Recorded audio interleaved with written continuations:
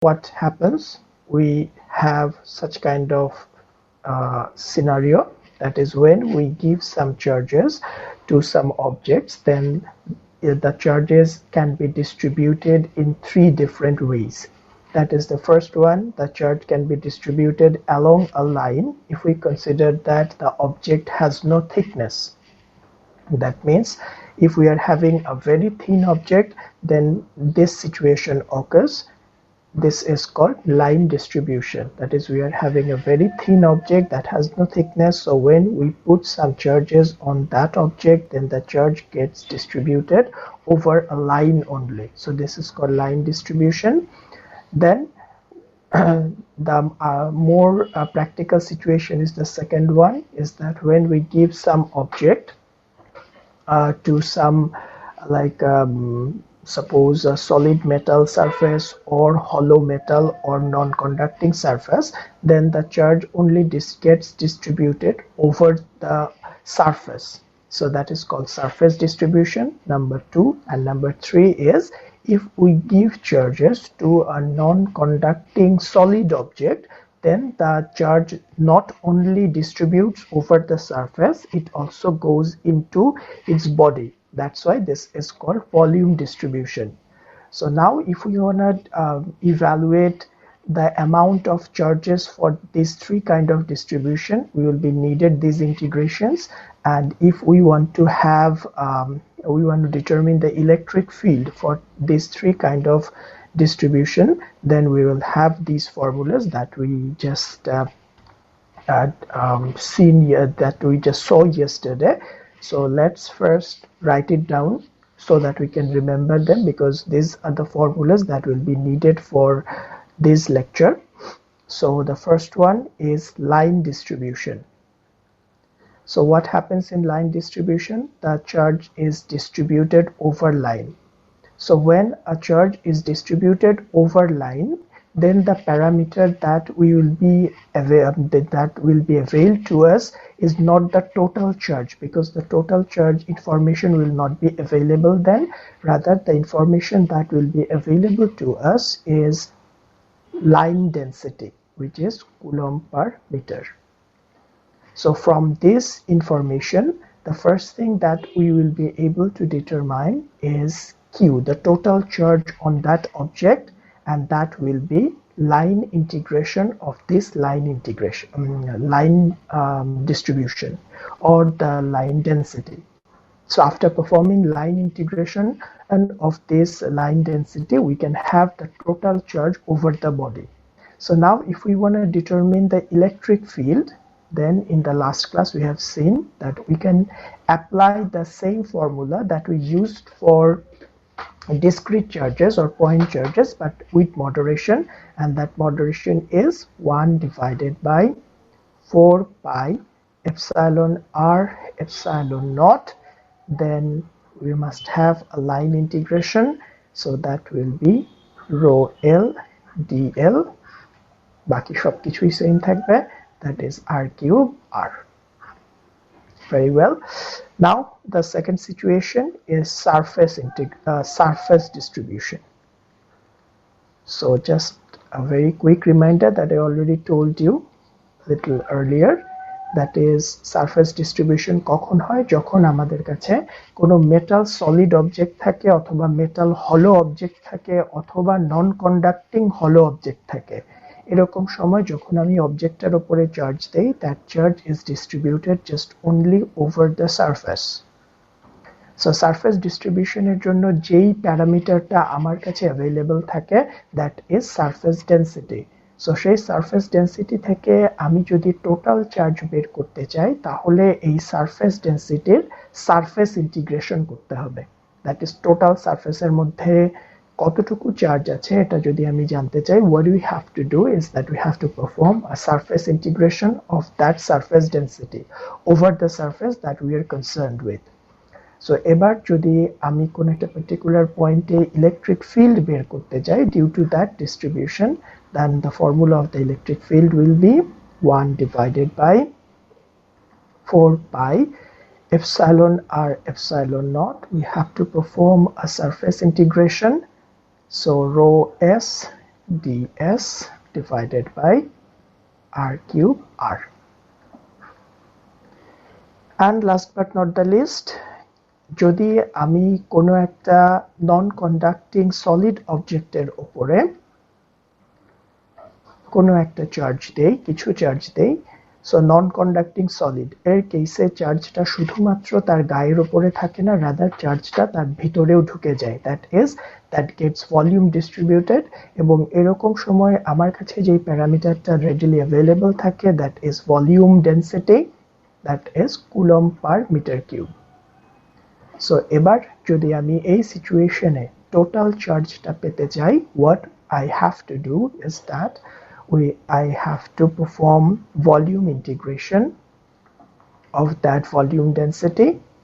আর যদি আমি electric field কোন একটা সার্টেন পয়েন্টে এই ডিস্ট্রিবিউশনের জন্য বের করতে চাই, then the formula that will be needed is 4 pi epsilon r epsilon naught.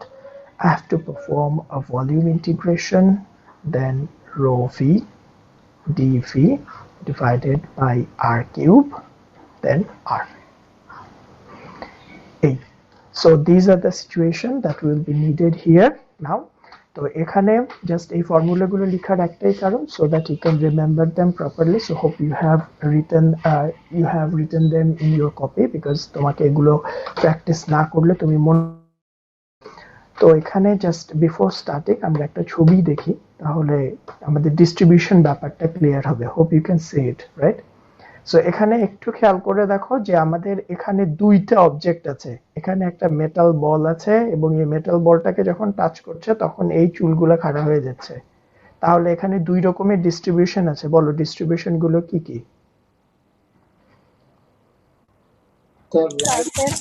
Surface R line distribution. Very good. তাহলে এখানে আমাদের এটাকে বেসিক্যালি বলা হয় ভ্যান ডার গগ জেনারেটর, যেটা যে surface display that is charge distribute করে। সো কিভাবে আসছে আমাদের সেটা কোনো ইস্যুস না, we are not concerned with that. তাহলে এখানে একটা মেটাল বল আছে, সো এটা বেসিক্যালি বাইরে যখনই কোনো সায়েন্স কনভেনশন হয় তখন এই জিনিসটা থাকে, সো এখানে হাত দিলে তোমার চুলগুলো খাড়া হয়ে যাবে। So that makes people gets very amused by this idea. তো এখানে যেটা হয় যে এটা একটা মেটাল বল, সো মেটাল বলের মধ্যে যখনই চার্জ আসে সেই চার্জটা তার সারফেসের মধ্যে ডিস্ট্রিবিউট হয়ে যায়। সো এই অবজেক্টটাকে যখন সে টাচ করছে তখন এই যেহেতু আমাদের বডি কন্ডাক্টিং, সো তখন চার্জটা এর কাছে চলে যায়। সো এর কাছে যখন যায়, সো এর কাছে সব জায়গাতেই যায়, সো এর চুলের মধ্যেও যায়, সো এর সবগুলো চুল দ্যাট ইজ সবগুলো হেয়ার স্ট্র্যান্ডের মধ্যে চার্জ ডিস্ট্রিবিউট হয়, লাইন ডিস্ট্রিবিউশন। সো তখন একটা চুল আরেকটা চুলকে রিপালস করে, সো রিপালস করার কারণে তখন চুলগুলোর একসাথে থাকতে পারে না, তারা চারিদিকে ছড়িয়ে যায়। So that is the idea of charge distribution. So এবার এই কনসেপ্টের উপরে বেস করে আমরা একটা প্রবলেম সলভ করতে চাই। So this is hour problem, that is our main intention today to know. So এবার চলে আসো, let's talk about it. So যাদের ঘুম এখনো পাচ্ছে ঘুম থেকে উঠে যাও, বিকজ এই প্রবলেম গুলো সহজ হয় না, এই প্রবলেম গুলো একটু ডিফিকাল্ট হয়, সো এই কারণে ঘুম থেকে উঠে যাওয়াটা খুব দরকার। So have a very good morning, উঠে যাও সবাই। অলরাইট, সো hopefully ঘুম ভেঙে গেছে। So let's start our problem. The problem says a finite sheet of 0x x range is 0 to 1 and y range is 0 to 1 on z equal to 0 plane has a charge density this. The first question says the total charge on the sheet. So let's talk about the first question, and before the first question let's talk about the situation. Age situation ta visualize kore nei, then we will come to the first question. So the situation says we have got a finite sheet যেটা x axis বরাবর বিস্তৃত 0 থেকে 1 metre পর্যন্ত। যেহেতু এখানে কোনো unit বলে দেয়া নাই, আমরা সেফলি ধরে নিব 1 মিটার। আর y বরাবর এটার বিস্তৃতি হচ্ছে 0 থেকে 1, এবং z বরাবর বিস্তৃতি কত? z বরাবর এর কোনো বিস্তৃতি নাই, or কোনো এক্সপ্যানশন নাই, বিকজ z is 0. সো এই এক্সপ্লেনেশন গুলো আমাদের বোঝা দরকার। তাহলে এটা এই সিচুয়েশনটা যদি আমরা ড্র করতে চাই তাহলে সিচুয়েশনটা দেখতে কেমন হবে? So let's first have an x axis. So this is x-axis. Suppose this, আচ্ছা একটু বড় করে আগে, otherwise পরে যখন কিছু ড্র করব তখন বুঝতে কষ্ট হয়ে যাবে। So this is x-axis, this is y-axis, and suppose this is z-axis. So আমাকে বলা হচ্ছে I have got a sheet of charge, but sheetটা কত দূর পর্যন্ত আছে? x-axis বরাবর 0 থেকে 1 পর্যন্ত বিস্তৃত। তাহলে x-axis বরাবর আমাদের এই শীটটা 0 থেকে, suppose this is 1, এত দূর পর্যন্ত আছে। What about y? So this is a sheet, তার মানে একটা প্লেন। এখন সেই শীটটা দেখতে কেমন সেটার জন্য আমাদের ইনফরমেশনটা দরকার। y axis বরাবর the sheet is distributed or spreaded from 0 to 1, তাহলে y axis বরাবর 0 থেকে 1 পর্যন্ত distributed, so same। তাহলে এবার যদি আমরা শীটটা ড্র করি, x বরাবরও আছে, y বরাবরও আছে, এবার z বরাবর কতটুকু আছে? z বরাবর কোথাও নাই, তার মানে এই শীটটার কোনো হাইট নাই। তাহলে আমাদের কাছে যে চার্জড শীটটা আছে সেটাকে যদি ড্র করি তাহলে সেই চার্জ শীটটা দেখতে এরকম হবে কিনা। সো তোমরা কি বুঝতে পারছো? This is a rectangular sheet. So rectangular শীটকে তারা ডিরেক্টলি না বলে তারা জাস্ট তোমাকে আইডিয়া দিয়ে দিচ্ছে, ম্যাথমেটিক্যাল আইডিয়া দিয়ে দিচ্ছে, যেখান থেকে তোমাকে সিচুয়েশনটা ভিজুয়ালাইজ করতে হবে।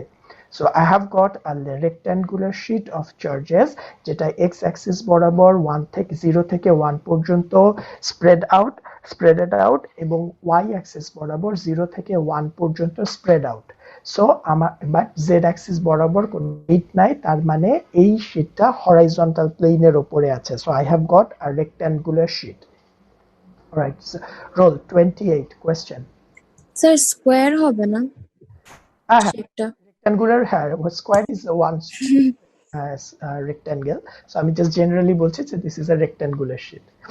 Alright, তাহলে এবার চলে আসো। তাহলে তোমরা কি শীটের এটা বুঝতে পেরেছো? বিকজ এখানে কখনো কখনো সার্কুলার শীট থাকবে, সো তখন তোমাকে সিচুয়েশনটা দেখে বুঝতে হবে সামহাউ। সো যখন আসবে তখন আমরা দেখবো। সো ফার্স্টে I have got a rectangular sheet, এর উপরে চার্জ আছে। এখন কি ধরনের চার্জ আছে কিছু বলে দেয়া নাই, সো আমরা সেফলি অ্যাসিউম করতে পারি পজিটিভ চার্জ আছে।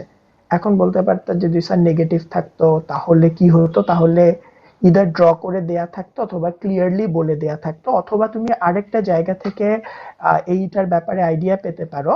সেটা হচ্ছে যে আমাদের যে চার্জ ডেন্সিটি যেটা দেয়া আছে সেই whether that charge density positive or negative. So এখানে আপাতত যেহেতু কিছুই বলে দেয়া নাই positive or negative, we can safely assume the charge is positive. So this are some assumptions যেটা কিছু বলে দেয়া না থাকলে আমরা এটা নিতে পারি। তাহলে আমাদের এই শীটের উপরে চার্জ আছে। সো ফার্স্টে আমাকে এনশিওর করো, have you got the pictorial view of the situation. Just এইটুকু পড়ে তার পিকচারটা যে ড্র করলাম এটা কি সবাই বুঝতে পেরেছো? বা কারো কোনো কনফিউশন থাকলে I will repeat. Okay, so কোনো কনফিউশন নাই। তাহলে আমাদের কাছে একটা রেক্ট্যাঙ্গুলার অথবা স্কোয়ার শীট আছে, সেই শীটের উপরে চার্জ ডিস্ট্রিবিউটেড আছে। চার্জটা কিভাবে ডিস্ট্রিবিউটেড আছে কোয়েশ্চেনে বলে দেয়া আছে যে চার্জ ডিস্ট্রিবিউশনটা একটু পিকুলিয়ার।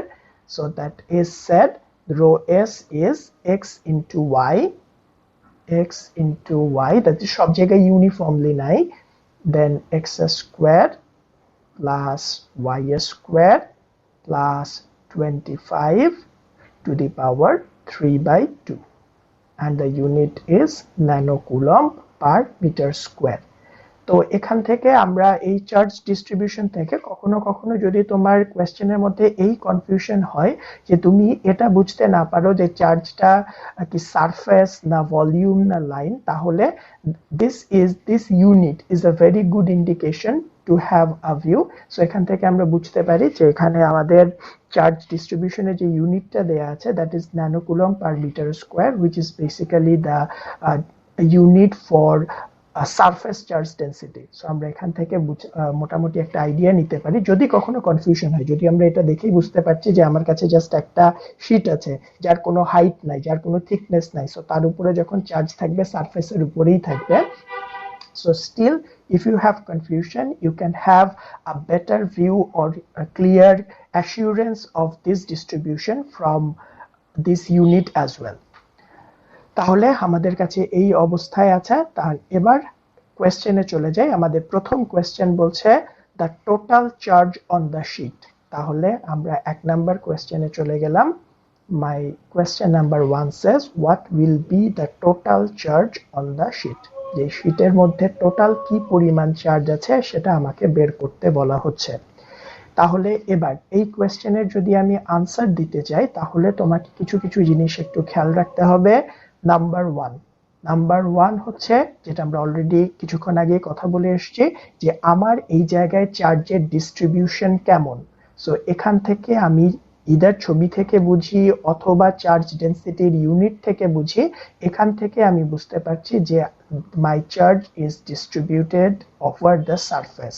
সো এখানে সারফেস ডিস্ট্রিবিউশন হচ্ছে। তোমাকে এই আইডেন্টিফিকেশনটা করতে হবে, আদারওয়াইজ তোমার কাছে 3 রকমের সিচুয়েশন আসতে পারে এবং তুমি কোন ফর্মুলা ইউজ করবা সেটা টোটালি ডিপেন্ড করবে how you have identified your distribution of charge. So এটা কি সবাই বুঝতে পেরেছো যে first you have to identify how the charge is distributed in my system, তারপরে আমি তার করেসপন্ডিং ফর্মুলা ইউজ করব। তাহলে এখান থেকে আমি ইদার ছবি থেকে বুঝি, বেশিরভাগ সময় তোমাকে ছবি থেকেই বুঝতে হবে কারণ সব সময় যে তোমার কাছে রয়েছে ইউনিটটা অ্যাভেলেবল থাকবে not necessary, that's why. So তুমি নর্মালি এটা সিচুয়েশনটাকে এক্সপ্লেইন করার পরে সেখান থেকে বোঝার চেষ্টা করবা যে আমার চার্জটা কি লাইন বরাবর আছে না সারফেস বরাবর আছে না ভলিউম বরাবর আছে। তো এখান থেকে আমরা দেখেই বুঝতে পারি যে আমাদের চার্জটা অবশ্যই সারফেসে থাকবে কারণ আমার কাছে যে একটা শীট আছে যার কোনো থিকনেস নাই, কারণ জেড বরাবর তার কোনো এক্সপ্যানশন নাই। সো এরকম একটা শীটের উপরে যখন আমি চার্জ দিব চার্জটা শুধুমাত্র সারফেসের উপরেই থাকবে। আর আরো অ্যাসিওরেন্স আমরা পাই যদি আমরা এখানে ইউনিটটা খেয়াল করি যে ন্যানোকুলম পার মিটার স্কোয়ার। তো এখানে একটা কথা বলতে পারো স্যার ন্যানোকুলমকে কুলম্বে নিতে হবে। ইয়েস, আমরা যখন কোনো নিউমেরিক্যাল ক্যালকুলেশন করব তখন নিতে হবে। সো এটা মাথায় রাখো যেটা এসআই ইউনিট না। সো আপাতত আমরা ওই জায়গায় যাচ্ছি না। তাহলে আমাকে চার্জ বের করতে হবে। তাহলে সারফেস ডিস্ট্রিবিউশনের জন্য এবার কিছুই না, তুমি শুধু ফর্মুলায় চলে যাও যে আমার ডিস্ট্রিবিউশন কেমন। আমার ডিস্ট্রিবিউশন হচ্ছে সারফেস। তাহলে যদি সারফেস ডিস্ট্রিবিউশন হয় আমাকে কি বের করতে বলা হচ্ছে? চার্জ বের করতে বলা হচ্ছে। তাহলে চার্জ মানে কি? আমাদের যে সারফেস ডেন্সিটি আছে তার সারফেস ইন্টিগ্রেশন করলে টোটাল চার্জ পাওয়া যাবে। So from that formula we can say that আমি যদি টোটাল চার্জ পেতে চাই, যেহেতু আমার সারফেস ডিস্ট্রিবিউশন আছে, তাহলে আমার যে সারফেস ডেন্সিটি আছে তাকে সারফেস ইন্টিগ্রেশন করতে হবে। So this is your step number 2. পরীক্ষার সময় বা যখন তুমি কোনো কুইজ অ্যাপ্রোচ করছো স্টেপস ওয়াইজ লিখতে হবে না, তুমি নরমালি করে যাবা। আমি জাস্ট তোমার মনে করার জন্য স্টেপস গুলো বলে দিচ্ছি যাতে তুমি অ্যাওয়ার থাকো কিসের পরে তোমাকে কি করতে হবে। সো স্টেপ নাম্বার 1 তোমাকে আইডেন্টিফাই করতে হবে চার্জটা কিভাবে ডিস্ট্রিবিউটেড, তারপরে তুমি তার করেসপন্ডিং ফর্মুলা ইউজ করবা। এবার this is very much important. Step number 3 সেটা হলো identify the coordinate system or choose a coordinate system. যে তোমাকে একটা কোঅর্ডিনেট সিস্টেম চয়েস করতে হবে এবং এই চয়েসটা তোমার ক্যালকুলেশন হয় সহজ করবে অথবা কঠিন করবে।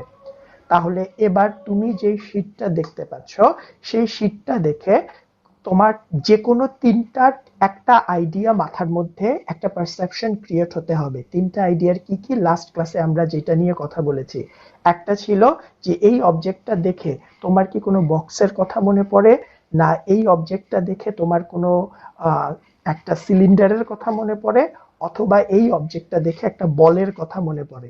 দ্যাট ইজ কার পার্ট অথবা কার পারসেপশন তোমার মাথায় প্রথমে আসে। তাহলে এবার আমাকে বলো যেই অবজেক্টটা এখানে ড্র করা আছে সেটা দেখলে তোমার এই তিনজনের মধ্যে কার কথা প্রথমে মনে পড়ে? স্যার বক্সের কথা। এখানে একটা শীট, যেটা যদি একটা বক্স হয় এই বক্সের এইটাই তো শীট।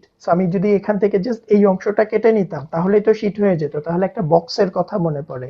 তাহলে এরকম যখন পারসেপশন তোমার কাছে আসবে, তো বেশিরভাগ সময়ই কোনো কিছু একটা দেখলে তোমার এই তিনটা শেপের মধ্যে কোনো একটার আইডিয়া মাথার মধ্যে চলে আসবে।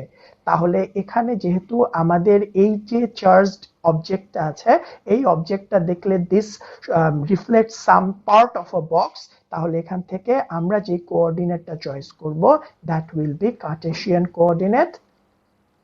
সো কার্টেসিয়ান কোঅর্ডিনেট মানে হচ্ছে এই সিস্টেমের সবকিছুকে ইদার আমি x দিয়ে প্রকাশ করব অর y দিয়ে প্রকাশ করব অর z দিয়ে প্রকাশ করব। Have you got this thing? যে আমার থার্ড স্টেপ হবে যে আমার যখন ডিস্ট্রিবিউশন বোঝা হয়ে গেছে, যখন আমার কাছে ফর্মুলা চলে এসছে, তখন আমাকে ফার্স্টে ডিসাইড করতে হবে যে আমি কোন কোঅর্ডিনেটে কাজ করব।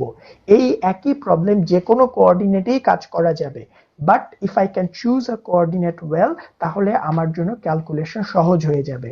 সো এই চয়েস অফ কোঅর্ডিনেট টোটালি আসবে যে আমার এই অবজেক্টটা, যেই অবজেক্টটার উপরে চার্জ আছে, সেই অবজেক্টটাকে দেখলে কার কথা মনে পড়ে। এটা কি আমাকে একটা বক্সের পারসেপশন দেয়, নাকি এটা আমাকে একটা সিলিন্ডারের পারসেপশন দেয়, অর এটা আমাকে একটা বলের পারসেপশন দেয়। সো এই তিনটার মধ্যে যেটার পারসেপশন আমার মাথায় চলে আসে, আমার সেখান থেকে আমাকে কোঅর্ডিনেট সিলেক্ট করতে হবে। So this is a rectangular sheet of paper, যেটা আমি তোমাদেরকে আগের ক্লাসে বলেছিলাম যে কোনো জিনিস কার্টেসিয়ান হয় যখন তার একটা কোণা বের হয়। So there is an edge. So এখানে এর কিছু এজ আছে, কোণা আছে। একটা সিলিন্ডারের কোণা থাকে না, বলের তো আরো কোণা থাকে না। সো দ্যাটস ওয়াই, যেহেতু এর কিছু এজ আছে, তাহলে এই অবজেক্টটা দেখলে তোমার মাথায় রিফ্লেক্টে প্রথমেই পারসেপশন আসা উচিত যে this is could be a part of a box. So that's why it's better to use Cartesian coordinate. তাহলে এবার চলে আসো। তো যখন কোঅর্ডিনেট সিলেক্ট করা হয়ে গেছে, এবার আমরা আমাদের ফর্মুলাতে চলে আসবো। So let's have equation number. So not necessary you have to provide equation number always, তুমি তোমার কমফোর্টে কাজ করবা। সো আমরা আপাতত দিচ্ছি। তাহলে এবার চলে আসি যে আমি যে ইকুয়েশন নিয়ে কাজ করব, আমার এর পরের স্টেপ হচ্ছে এই ইকুয়েশনের প্রতিটা টার্মকে আমার কোঅর্ডিনেট সিস্টেম দিয়ে প্রকাশ করতে হবে। আমি যেই কোঅর্ডিনেট চয়েস করব, ওই ইকুয়েশনের সবগুলো টার্মকে সেই কোঅর্ডিনেটে ট্রান্সফার করতে হবে। তাহলে আমার এক নাম্বার ইকুয়েশনের মধ্যে দুইটা টার্ম আছে, খেয়াল করো। একটা টার্ম হচ্ছে রো এস।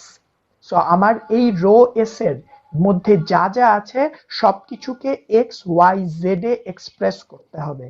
তাহলে আমরা দেখি কি অবস্থা। So fortunately or unfortunately, excuse me, আমাদের এখানকার সবকিছু এক্স ওয়াই জেড এ এক্সপ্রেস করা আছে। আমাদের এই রিলেটেড কোনো ইস্যুজ নাই। এখন বলতে পারতা যে স্যার যদি এরকম না করা থাকতো তাহলে কি হতো। তো এই জায়গাটায় তোমরা একটা জিনিস একটু খেয়াল রাখবা, সেটা হচ্ছে যে if you can choose a proper coordinate system, তাহলে বেশিরভাগ সময় তোমাকে কোনো কনভার্সন করতে হবে না। বাট তুমি যদি ভুল কোঅর্ডিনেট চয়েস করো, তখন হয়তো তোমাকে কনভার্ট করতে হবে। সো ওইটা যখন আসবে তখন আমরা বলবো। But if you can choose the coordinate properly, তোমাকে আসলে কনভার্সন নিয়ে খুব বেশি চিন্তা করতে হবে না। যে আমি যেখানে সিস্টেমে এখানে এক্স ছিল, বাট তুমি যদি এটা সিলিন্ডারে চয়েস করতা, তাহলে এখানে এক্স তুমি রাখতে পারতা না, কারণ আমাদের সিলিন্ড্রিক্যাল কোঅর্ডিনেট সিস্টেমে কিন্তু কোনো এক্স নাই। তখন এক্স কে রোতে ট্রান্সফার করতে হতো। সো ওটার জন্য কনভার্সনের একটা টেবিল আছে, এটা আমি তোমাদেরকে পরে প্রোভাইড করব। তো জেনারেলি এটা মাথায় রেখে দাও যে জেনারেল কনসিডারেশনে যদি if you can choose a coordinate system well, এরকম কোনো কনভার্সন করতে হয় না। তাহলে এবার চলে আসো রো হয়ে গেল। নেক্সট আমাদের ডিএস লাগবে। সো এবার ডিএস বলে কোনো কিছুই আমাদের কোঅর্ডিনেট সিস্টেমে নাই। তার মানে ডিএস বলে কোনো কিছু থাকতে পারবে না, সবকিছুই এক্স ওয়াই জেড এ চলে যেতে হবে। তাহলে এবার আমরা চলে আসবো আমাদের লাস্ট ক্লাসের কথায়, যে এবার এই ডিএস থেকে আমাদেরকে প্রথমে সারফেস আইডেন্টিফাই করতে হবে, তারপরে আমাদেরকে সেই প্রপার সারফেসটাকে ইউজ করতে হবে। তাহলে আমরা প্রথমেই খেয়াল করি যে যদিও আমাদের এখানে ডিএস ভেক্টর কিন্তু দরকার নাই, আমার দরকার হচ্ছে শুধুমাত্র একটা ছোট্ট সারফেস এর মান। বাট আমরা লাস্ট ক্লাসে যেভাবে করে এসছি, আমরা যে কোনো সারফেসকে আইডেন্টিফাই করি তার মান দিয়ে না, তার ডিরেকশন দিয়ে, যে আমি যে সারফেসটা নিয়ে কাজ করছি, আমি কোন সারফেসটা নিয়ে কাজ করছি, তার identification will come from its direction. So এই কারণে যদিও আমার ইকুয়েশন বলে যে আমার পুরো সারফেস ভেক্টরটা দরকার নাই, বাট প্রথমে আমরা পুরো সারফেস ভেক্টরটাকেই বের করব, তারপরে তার মানটা নিয়ে কাজ করব। আমার শুধুমাত্র মানটা দরকার। তাহলে কারণ আমাকে সারফেসটাকে আইডেন্টিফাই করতে হবে।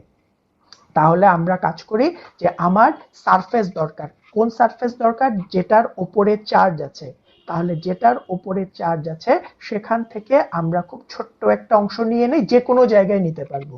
সো এই যে ছোট্টটা নিবা, এটা যে কোনো জায়গায় আমরা নিতে পারবো। সো সাপোজ আমরা যে কোনো একটা জায়গায় এরকম ছোট্ট একটা অংশ নিলাম। So this is my DS. So this is DS, red যতটুকু দেখানো হয়েছে। এবার এটাকে যদি ভেক্টর হিসেবে প্রকাশ করতে চাই, তাহলে বলো এই সারফেসের ডিরেকশন কোন দিকে হবে? এই সারফেসের ডিরেকশন কোন দিকে হয়? সারফেস থেকে পারপেন্ডিকুলার। সো এখান থেকে একটা পারপেন্ডিকুলার লাইন ড্র করো। তাহলে এখান থেকে যদি আমি একটা পারপেন্ডিকুলার লাইন ড্র করি, তাহলে পারপেন্ডিকুলার লাইনটা এভাবে হয়। তাহলে যদি পারপেন্ডিকুলার লাইনটা এভাবে হয়, তাহলে এখান থেকে দেখে বলো এই সারফেসের ডিরেকশন কোন দিকে? আগে বাংলায় বলো। উপরের দিকে, এর দিকে। Very good. সো আগে বাংলায় বলে, দ্যাট ইজ আগে তুমি ওয়ার্ডিং এ বলে নিবা যে সারফেসের ডিরেকশন কোন দিকে? আপওয়ার্ড। আপওয়ার্ড। এবার কার্টেসিয়ানের এই তিনজনের মধ্যে আপওয়ার্ড কোন দিকে বোঝায়? এজেড দিকে বোঝায়। তাহলে সারফেসের ডিরেকশন হচ্ছে এজেড। তাহলে যদি সারফেসের ডিরেকশন এজেড হয়, তার মান কোথায় পাবো? তার মানের জন্য তো কোনো টেনশন নাই, তোমার কাছে শীটটা দেয়া থাকবে। সো আমি এখন আর শীটের ইয়েতে যাচ্ছি না। সো তোমাদের কাছে যদি থাকে একটু চেক করে ফেলো যে এজেড যে ডিরেকশন হয় তার মান হয় ডিএক্স ডিওয়াই। সো সবাই এক্ষুনি চেক করে এসে বলো যে এটা ঠিক আছে কিনা। এজেড যেই সারফেসের ডিরেকশন হবে, যেই সারফেসের ডিরেকশন কার্টেসিয়ান সিস্টেমে এজেড, তার মান হচ্ছে ডিএক্স ডিওয়াই। এটা কি ঠিক আছে? চেক করো। জি স্যার। ঠিক আছে, সবাই চেক করো, ইন্ডিভিজুয়ালি চেক করো, কারণ পরীক্ষায় তো এটা পড়বে না, অন্য কিছু আসবে। 11, roll number 11, question. Sir DS এর ওই ব্যাপারটা আমি একটু স্যার মানে স্যার করে গেছি স্যার ওই। আচ্ছা, ওকে ফাইন, আমি আবার বলছি। এবার খেয়াল করো, আমাদের লাগবে, বাট আমাদের এখানে ডিএস কিন্তু মান হিসেবেই লাগবে, ভেক্টর ফর্মে লাগবে না। কিন্তু তারপরও আমরা পুরো ভেক্টর এই কারণে বের করি, কারণ লাস্ট ক্লাসে আমরা বলেছিলাম যে আমাকে একটা সারফেস যদি আইডেন্টিফাই করতে হয় যে আমি কোন সারফেস নিয়ে কাজ করছি, best way to identify the surface from its direction. So এই কারণে যদিও আমাদের ফর্মুলা বলে যে আমার শুধুমাত্র সারফেসের মান দরকার, কিন্তু আমি পুরো সারফেসটাই বের করব। তাহলে পুরো সারফেস মানে দিক সহ বের করব। তাহলে প্রথমে আমি d s surface, total d s vector সারফেসটা দেখতে চাই। তাহলে আমার ডিএস মানে কি? খুব ছোট একটা সারফেস। কার খুব ছোট একটা সারফেস? আমি যে যা নিয়ে কাজ করছি।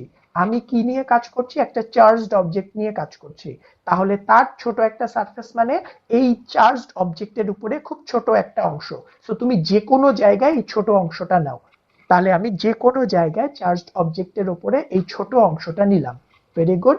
এবার আমাকে সারফেসের ডিরেকশন বের করে কিভাবে করে?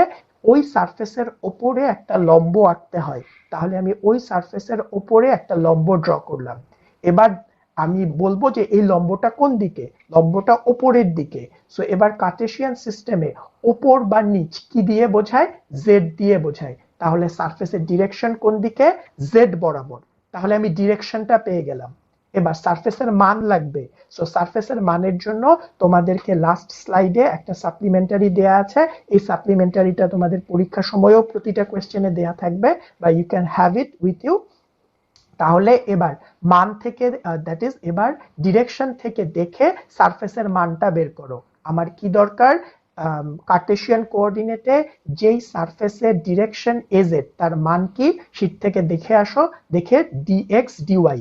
এটা কি সবাই শীটে খুঁজে পেয়েছো? এটা আমরা লাস্ট ক্লাসে দেখেছিলাম। এটা কি কারো কোনো প্রবলেম আছে?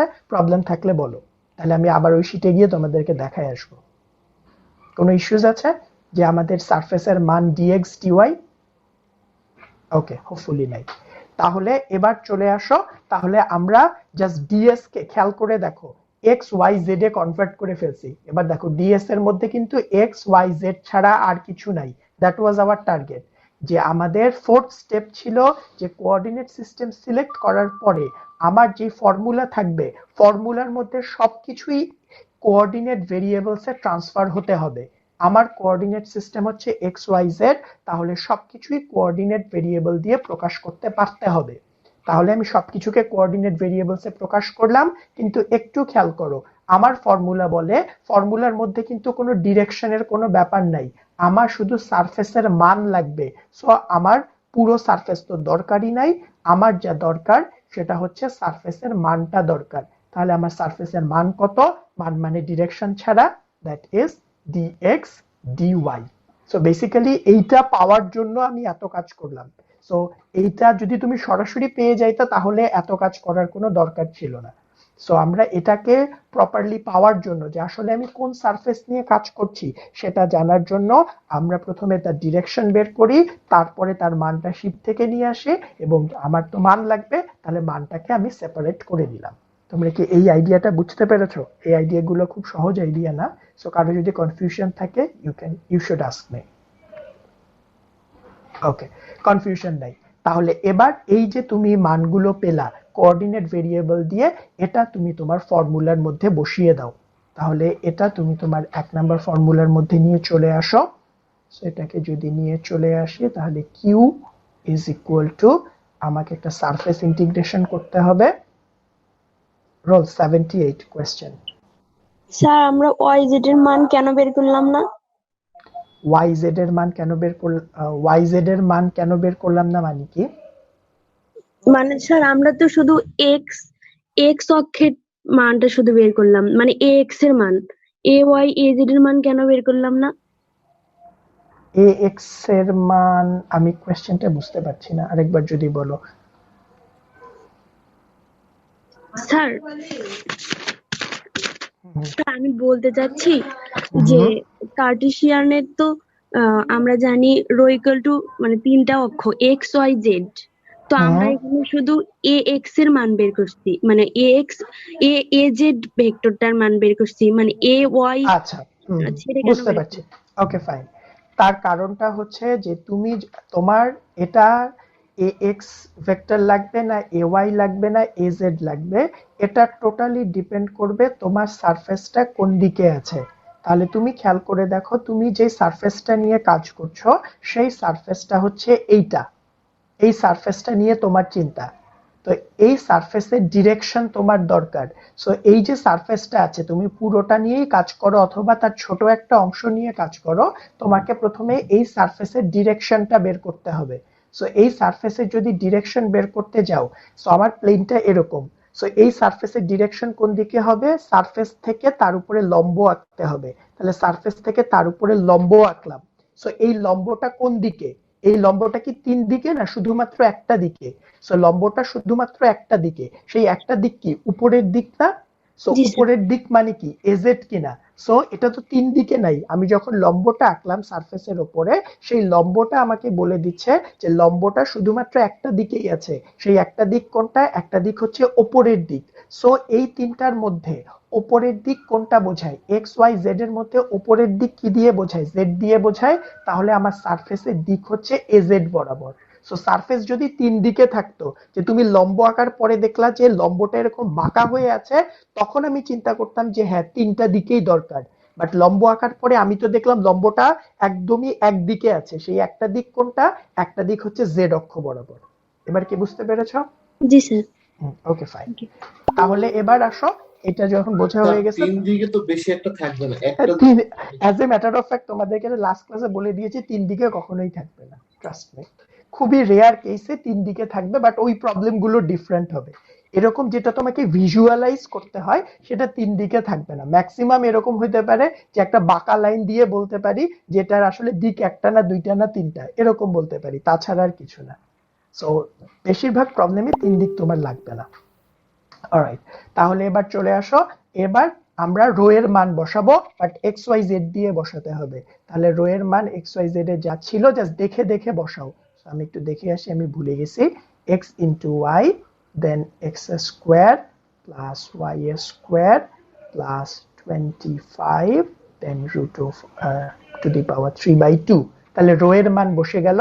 এরপরে আমাদের ডিএস এর মান লাগবে, কারণ ফর্মুলা বলে আমাদের ডিএস এর মান দরকার। তাহলে ডিএস এর মান মানে কি ডিএক্স ডিওয়াই, তাহলে ডিএস এর মান হচ্ছে ডিএক্স ডিওয়াই।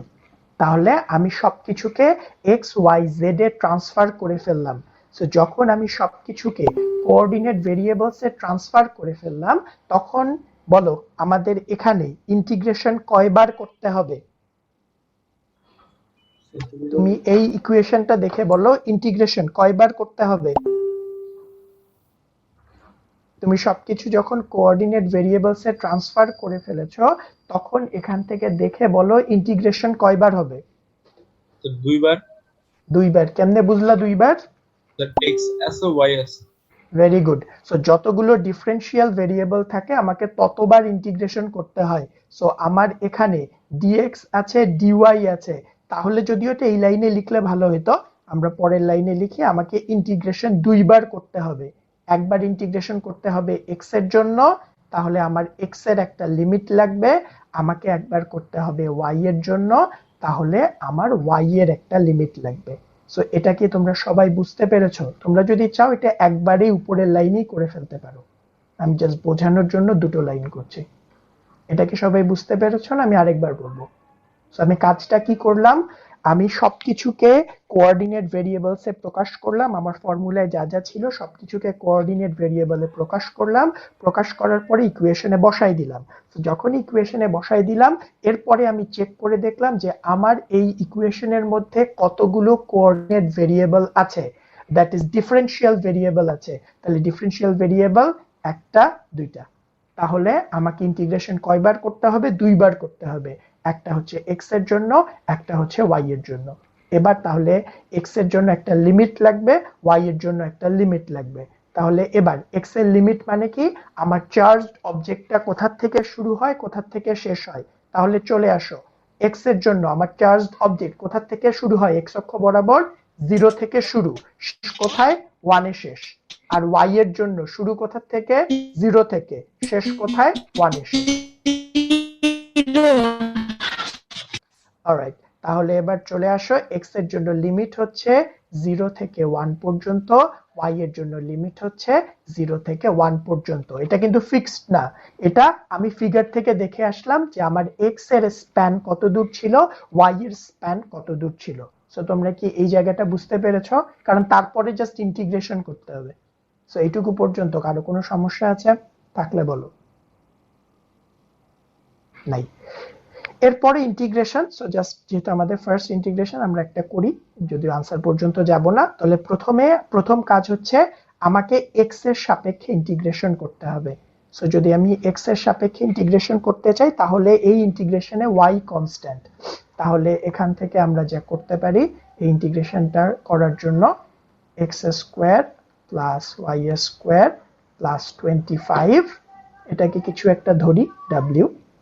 সো এটাকে ডিফারেন্সিয়েট করি, বাট যখন আমি এক্স এর রেসপেক্টে ইন্টিগ্রেশন করব তখন কিন্তু ওয়াই কনস্ট্যান্ট। তাহলে এটাকে যদি ডিফারেন্সিয়েট করি তাহলে আমি যা পাবো সেটা হচ্ছে 2x dx is equal to dw। তাহলে এখান থেকে আমি বলতে পারি x dx is equal to dw divided by 2। তাহলে জাস্ট এটা এখানে বসায় দাও, y equal to 0 থেকে 1, x তো থাকবে না, এটা w এর লিমিটে চলে যাবে। সো আমরা লিমিটটা পরে বসাচ্ছি। তাহলে প্রথমে y কনস্ট্যান্ট, সো ইন্টিগ্রেশনের বাইরে চলে আসবে কারণ আমি x এর রেসপেক্টে ইন্টিগ্রেট করছি। তাহলে এবার আমাদের থাকবে x dx মানে হচ্ছে dw by 2।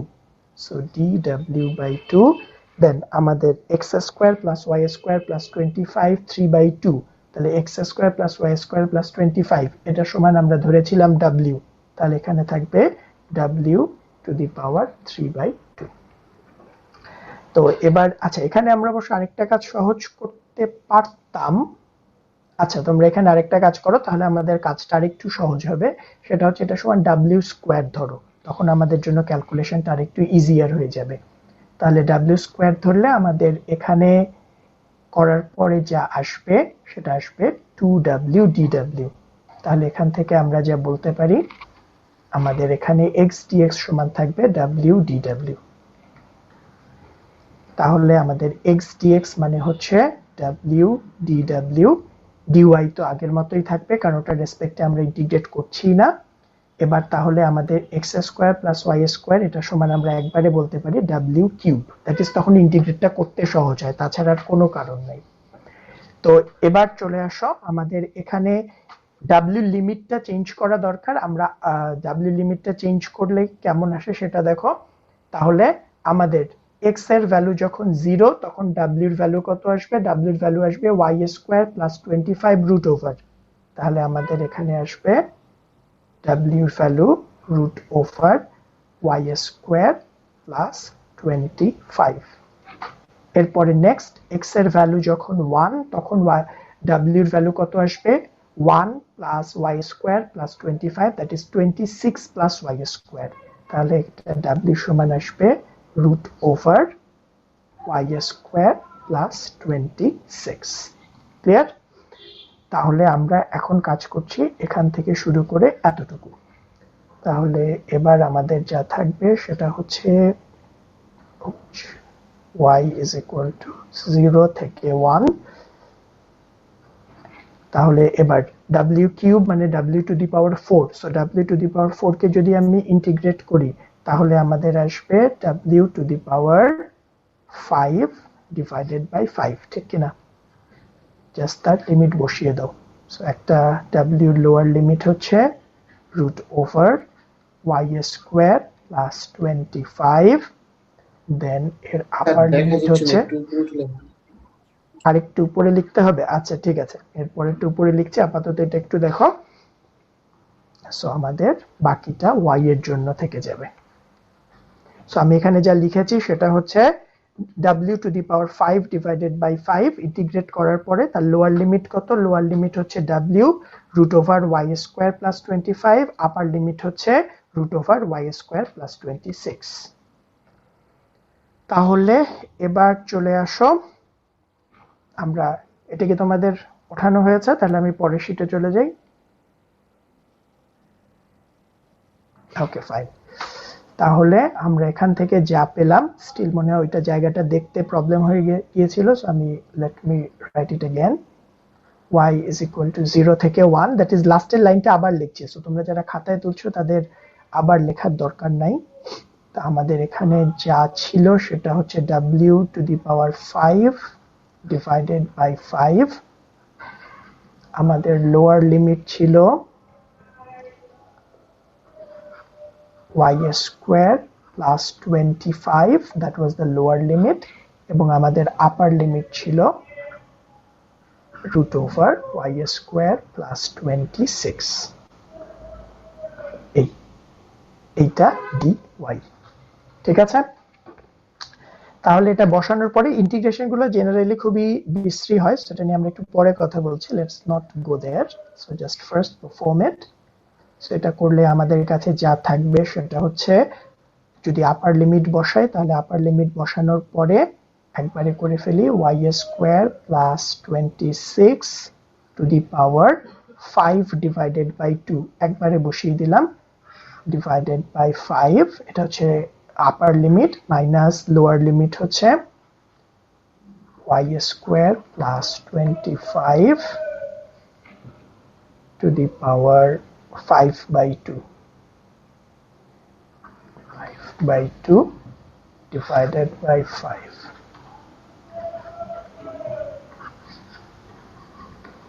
dy। এরপরে এটাকে y এর রেসপেক্টে এবার ইন্টিগ্রেট করবা, দুইবার করতে হবে। এটা হচ্ছে একটা পার্ট, এটা হচ্ছে আরেকটা পার্ট। সো এই দুইটা করলে আমাদের টোটাল আনসারটা চলে আসবে।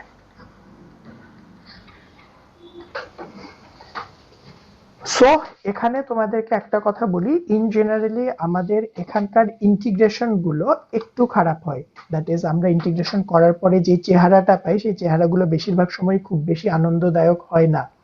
এই কারণে তোমাদের এই টাইপের প্রবলেমসে ইন্টিগ্রেশনে মার্ক থাকবে যে কোনোটার মধ্যে। সাপোজ যদি আমি ধরে নেই যে এই প্রবলেমটায়, এই 1 নাম্বার প্রবলেমে আমাদের 10 মার্ক ছিল, ইন্টিগ্রেশনে থাকবে 3 আর প্রসেসিং এ থাকবে হচ্ছে 7। That is 30% mark. তুমি ইন্টিগ্রেশনটা প্রপারলি করতে পারলা কিনা তার উপরে থাকবে, জাস্ট তুমি প্রসেস করতে পারলা কিনা। প্রসেসিং মানে হচ্ছে এতদূর পর্যন্ত, এতদূর পর্যন্ত তুমি যদি প্রপারলি করতে পারো তাহলে তুমি 70% মার্ক পেয়ে যাবা।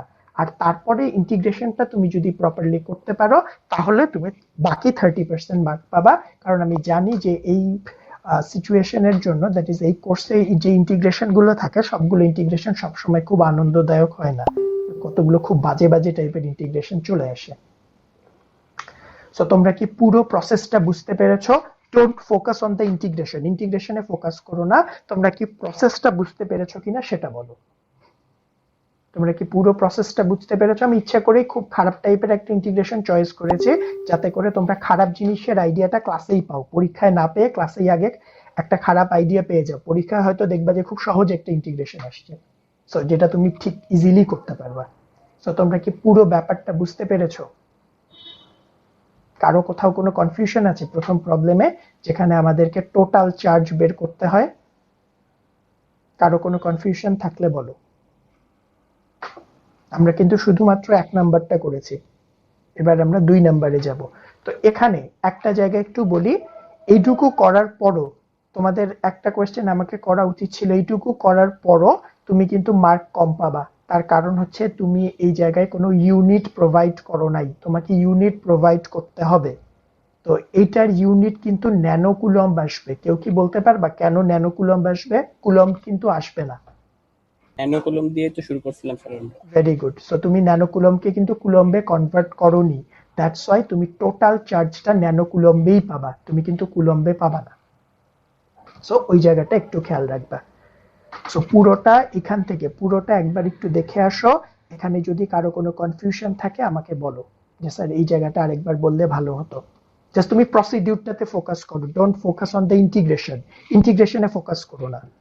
ইন্টিগ্রেশনটা ভালো না আমি জানি, সো তুমি শুধুমাত্র প্রসিডিউরে ফোকাস করো। প্রসিডিউর গুলোতে যদি কোনো কনফিউশন থাকে তাহলে সেটা নোট করে আমাকে বলো। সো এটা this is our step 1, this is our step 2, then step 3, then step 4, and last but not the least this is step 5.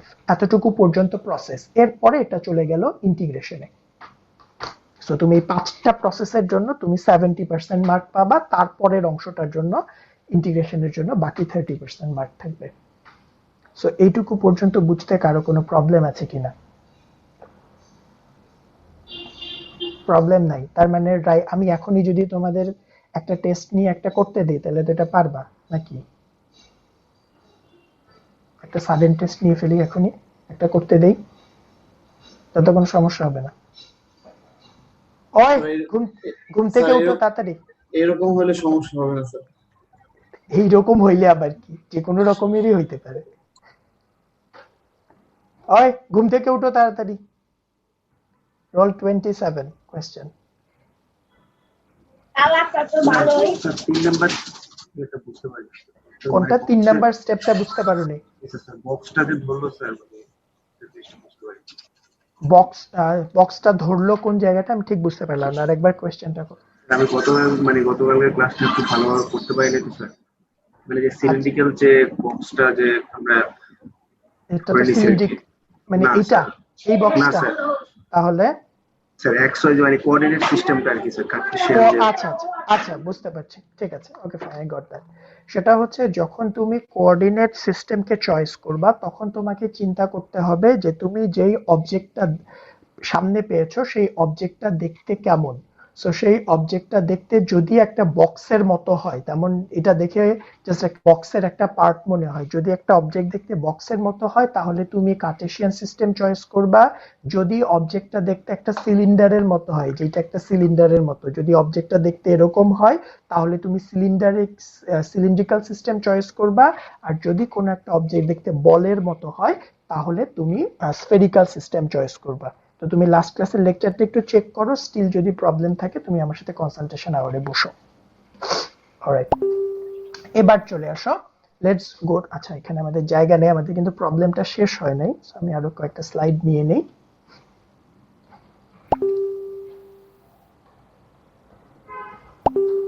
আমরা এবার 2 নাম্বার প্রবলেমে চলে যাব।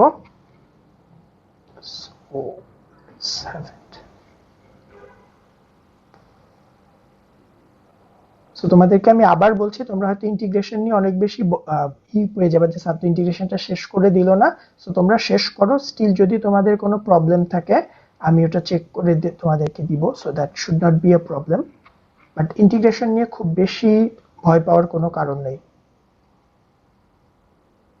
আই এক্সপেক্ট যে তোমরা ইন্টিগ্রেশনটা যদি হাফ করে থাকে স্যার, তাহলে মানে হাফ করে চলে আসলে হাফ করে চলে আসলে তুমি হাফ মার্ক পাবা।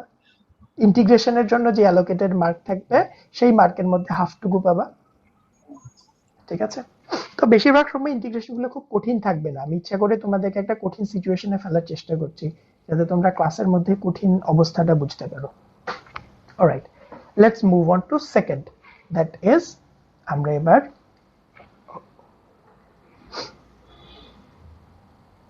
সো আমাদের 2 নাম্বার প্রবলেমটাতে চলে আসো। So let's go to the problem first. আমাদের 2 নাম্বার কোয়েশ্চেন কি ছিল? 2 নাম্বার ছিল the electric field at 005 point.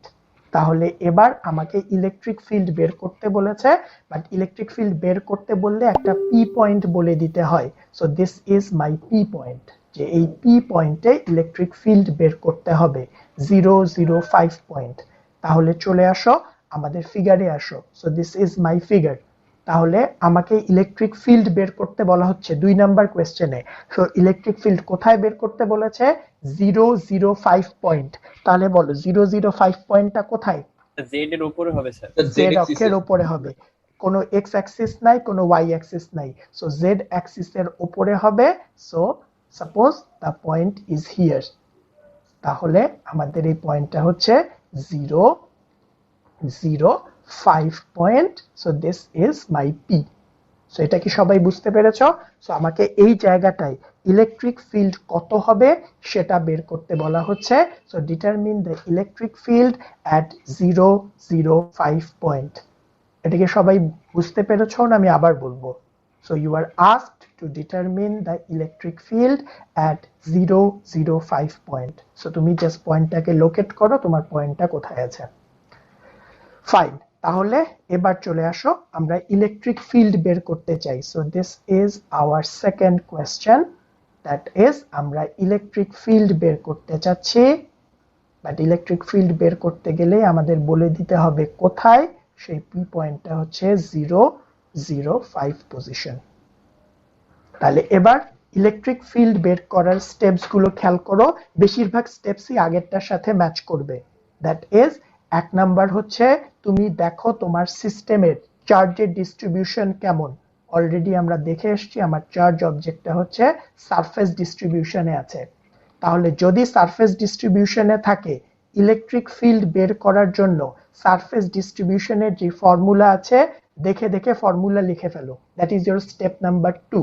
So আমি এবার ইলেকট্রিক ফিল্ড বের করতে যাচ্ছি, তাহলে ইলেকট্রিক ফিল্ড বের করতে গেলে আমার এই ফর্মুলার দরকার হবে। তাহলে দেখে দেখে এই ফর্মুলা লিখে ফেলো। তাহলে দেখে দেখে এই ফর্মুলা লিখো। তাহলে 1 divided by 4 pi epsilon R epsilon naught, then rho s ds divided by r cube, then r vector. ঠিক কিনা? তাহলে আমি প্রথমে 1 নাম্বার স্টেপ ছিল আমাদের আগেরটার মতোই, যে প্রথমে তুমি দেখো তোমার চার্জের ডিস্ট্রিবিউশন কেমন। 2 নাম্বার স্টেপ হচ্ছে চার্জের ডিস্ট্রিবিউশন যেরকম হবে তার রেসপেক্টে তোমাকে ইলেকট্রিক ফিল্ড যেটা বের করতে বলেছে তুমি তার ফর্মুলা লিখে ফেলো। এরপরে থার্ড স্টেপ হুবহু same. Now choose a coordinate system. একটা কোঅর্ডিনেট সিস্টেম চয়েস করো অবজার্ভিং ইওর সিচুয়েশন। সো তোমাকে একটা কোঅর্ডিনেট সিস্টেম চয়েস করতে হবে। সো তোমার সিস্টেম বলে দেয় যে আমার অবজেক্টটা is a maybe considered as a part of box, that's why my coordinate should be Cartesian. So we are choosing a Cartesian coordinate system, that is x, then y, then z. So this is my third step. খেয়াল করে দেখো হুবহু same. এবার আমাদের fourth step কি বলো? Fourth step কি ছিল এর আগে? ফোর্থ স্টেপ না, বলো ফোর্থ স্টেপ কি ছিল? সবগুলোকে কোঅর্ডিনেশন সিস্টেম দিয়ে স্যার x y z এ নিতে হবে। Yes, very good. সো সবগুলোকে এবার আমাদের যে ফর্মুলা আছে, so this is my formula, আপাতত এটাকে ইকুয়েশন 2 বলি। আমার ফর্মুলার মধ্যে কোনো কিছু এক্স ওয়াই জেড ছাড়া থাকা যাবে না, যেগুলো কনস্ট্যান্ট সেটার কথা আলাদা, বাট তাছাড়া সবকিছুকেই এক্স ওয়াই জেড এ প্রকাশ করতে হবে। কোনো কিছু যদি কনস্ট্যান্ট থাকে অথবা কোনো কিছুর মান যদি কোয়েশ্চেনে দেয়া থাকে, এগুলা ছাড়া বাকি সবকিছুকেই কোঅর্ডিনেট ভেরিয়েবল দিয়ে প্রকাশ করতে হবে। তাহলে এবার আমাদের ফোর্থ স্টেপ হচ্ছে যে আমাদের ফর্মুলার মধ্যে যা যা কিছু আছে সবকিছুকে এক্স ওয়াই জেড এ প্রকাশ করতে হবে। কোনগুলো এক্সক্লুডেড?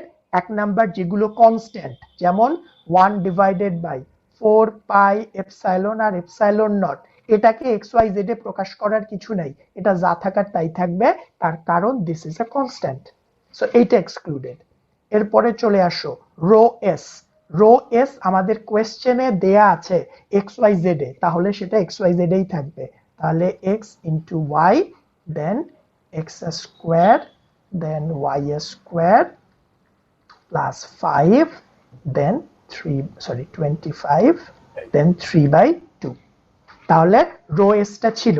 তো এখানে একটা কথা একটু মনে রাখো, কখনো কখনো কোয়েশ্চেনে পরীক্ষায় রো এসকে রো এস হিসেবেই বলে দেয়া থাকে। যখন এরকম বলে দেয়া থাকবে তখন এটাকে আর এক্স ওয়াই জেড এ কনভার্ট করতে হবে না। তোমরা কি আমার কথাটা বুঝতে পেরেছো? যে কখনো কখনো পরীক্ষার সময় দেখবা, যেমন আমরা একটু পরের প্রবলেমেই দেখব, যে রো এস কে কোয়েশ্চেনের মধ্যে রো এস হিসেবেই বলা আছে, রো এস কে এভাবে করে প্রকাশ করা নাই। এরকম কেসে তোমাকে রো এস কে এক্স ওয়াই জেড এ প্রকাশ করতে হবে না। তাহলে আমি আবার রিপিট করছি যে ফর্মুলার মধ্যে তুমি সবাইকেই এক্স ওয়াই জেড এ প্রকাশ করবা। কারা কারা বাদ যাবে?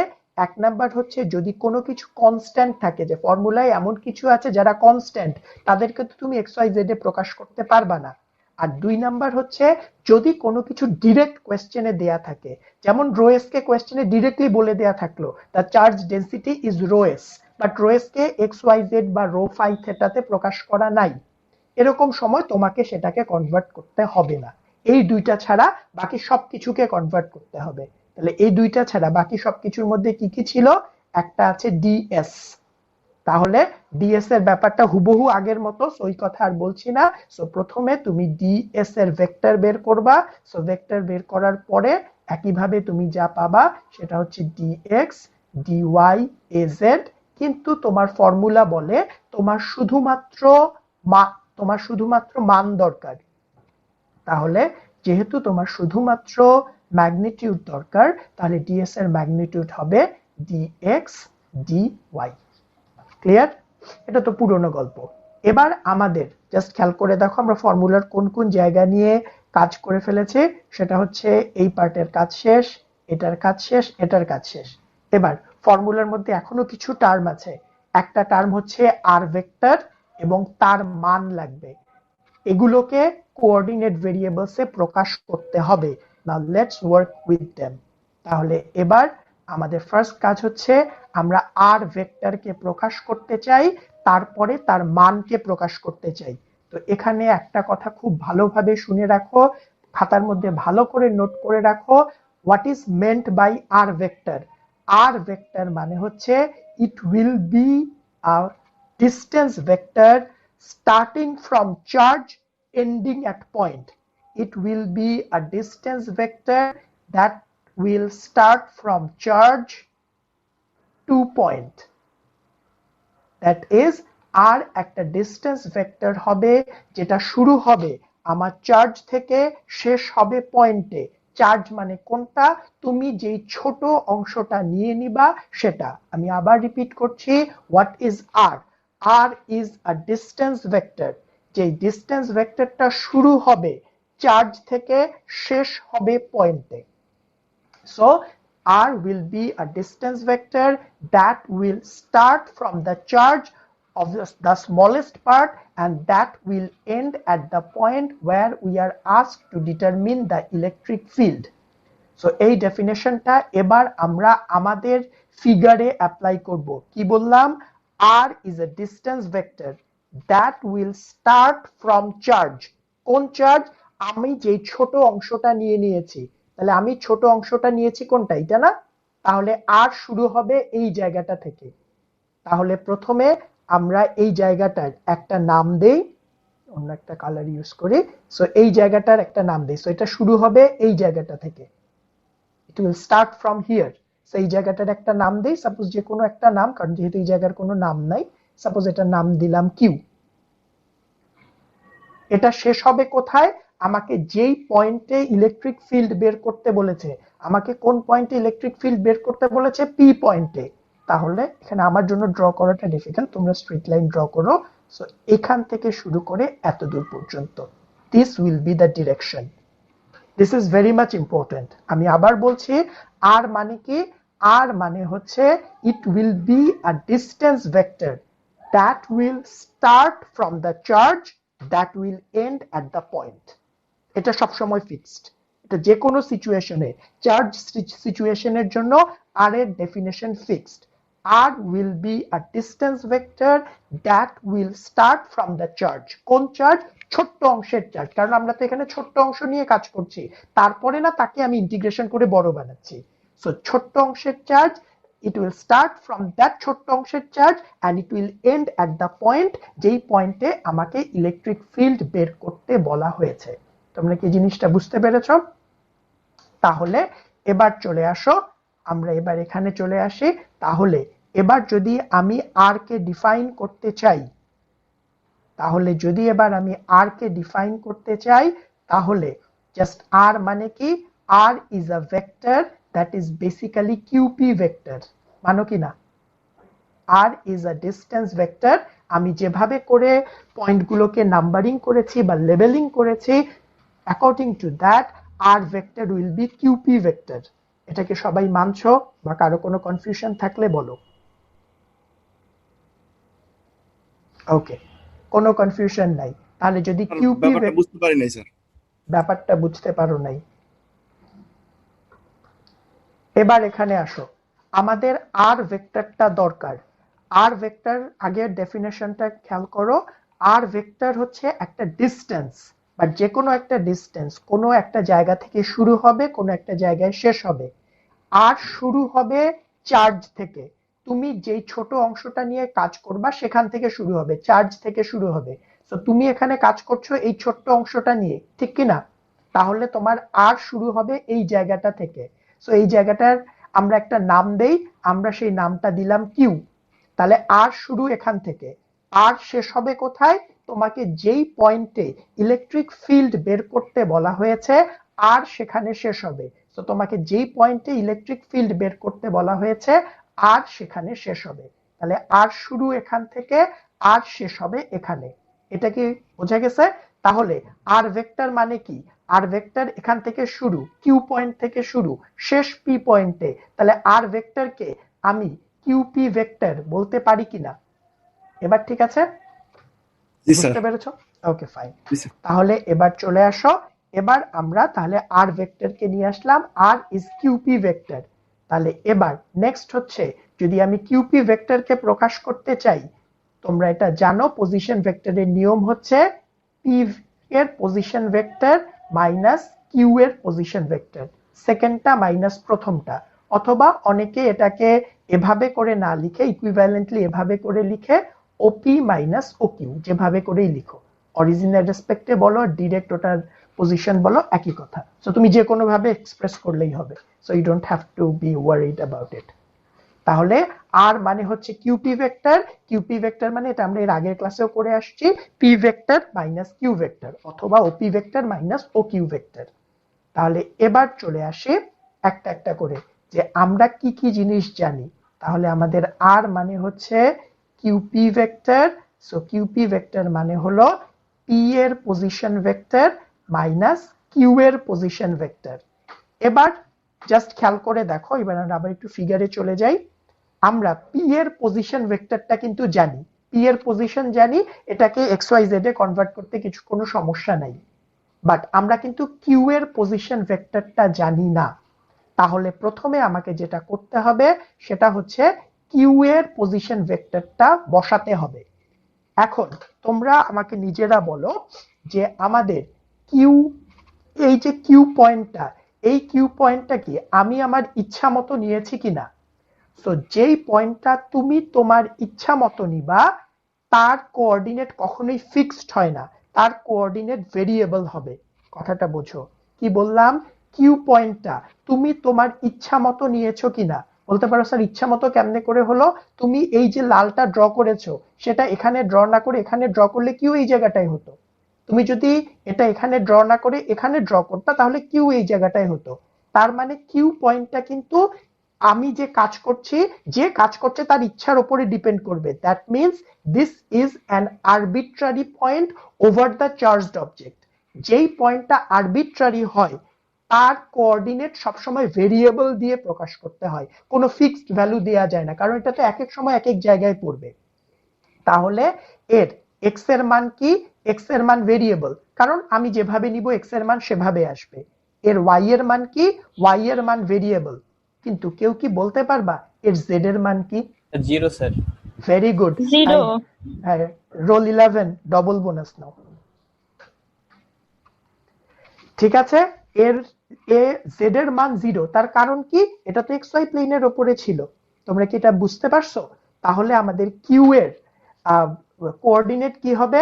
এক্স থাকবে ভেরিয়েবল, যেটা আমি আমার ইচ্ছা মতো বসাতে পারি, ওয়াই থাকবে আমি আমার ইচ্ছা মতো বসাতে পারি, but what about Z? Z তো জানি, জেড তো এখানে নাই, জেড 0। তাহলে আমরা এবার কিউ পয়েন্টটা জানি। সো যখন আমি কিউ পয়েন্টটা জানি তাহলে এবার বসাতে কি সমস্যা? আমরা পি পয়েন্টটা জানি। আমাদের পি পয়েন্টটা হচ্ছে 0 ax then 0 ay then plus 5az, excuse me, 5az। এবার যদি আমি কিউ পয়েন্টে আসি তাহলে আমার কিউ পয়েন্টে কি অবস্থা? তার এক্স হচ্ছে ax, y হচ্ছে y, ay, আর z তো 0, তাহলে 0az। সো আমাকে প্রথম এনশিওর করো তোমরা কি এই জায়গাটা বুঝতে পেরেছো? So this is p and this is q। তোমরা কি এই জায়গাটা বুঝতে পেরেছো সবাই? জি স্যার। Okay fine, great. তাহলে এবার হিসাব করে ফেলি। সো যদি হিসাব করি তাহলে আসবে আমাদের 5az, অথবা আমরা সোজা করেই লিখি -xax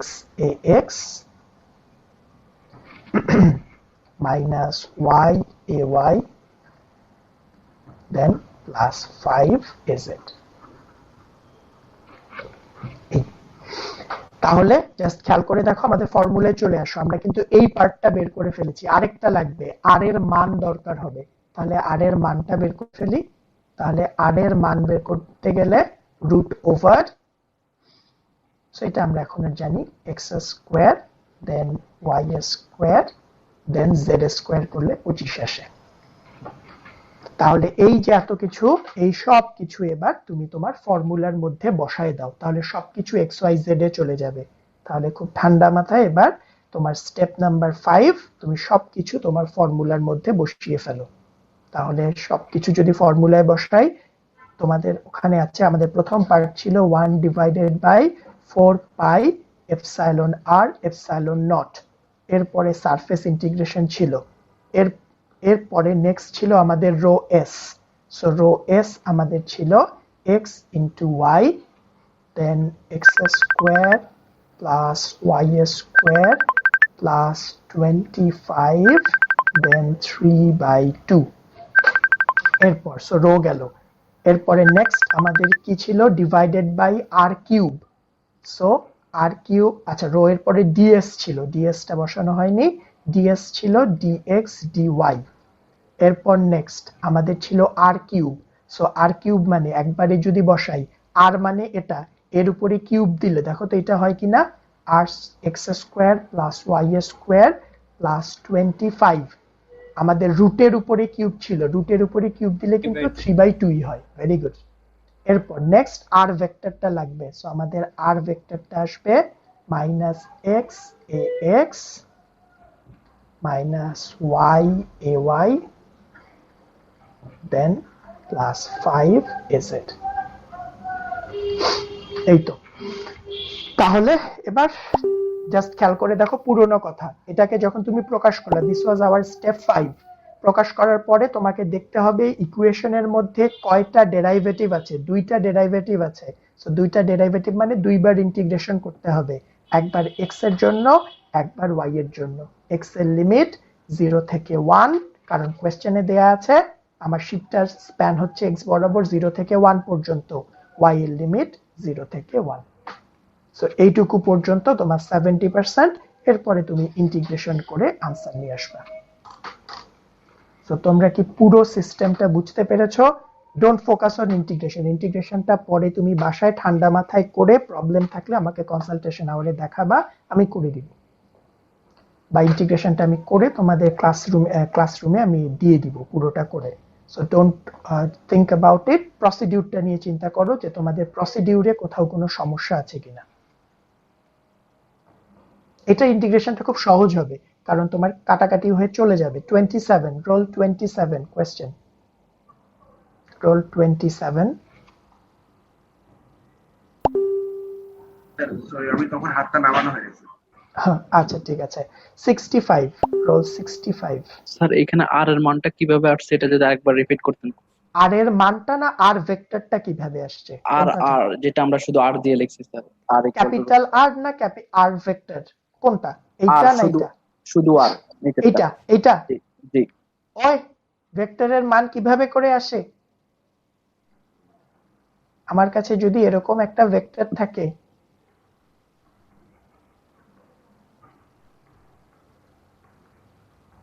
বলো এটার মান কেমনে করে আসবে? বলো, বলতে থাকো। The root over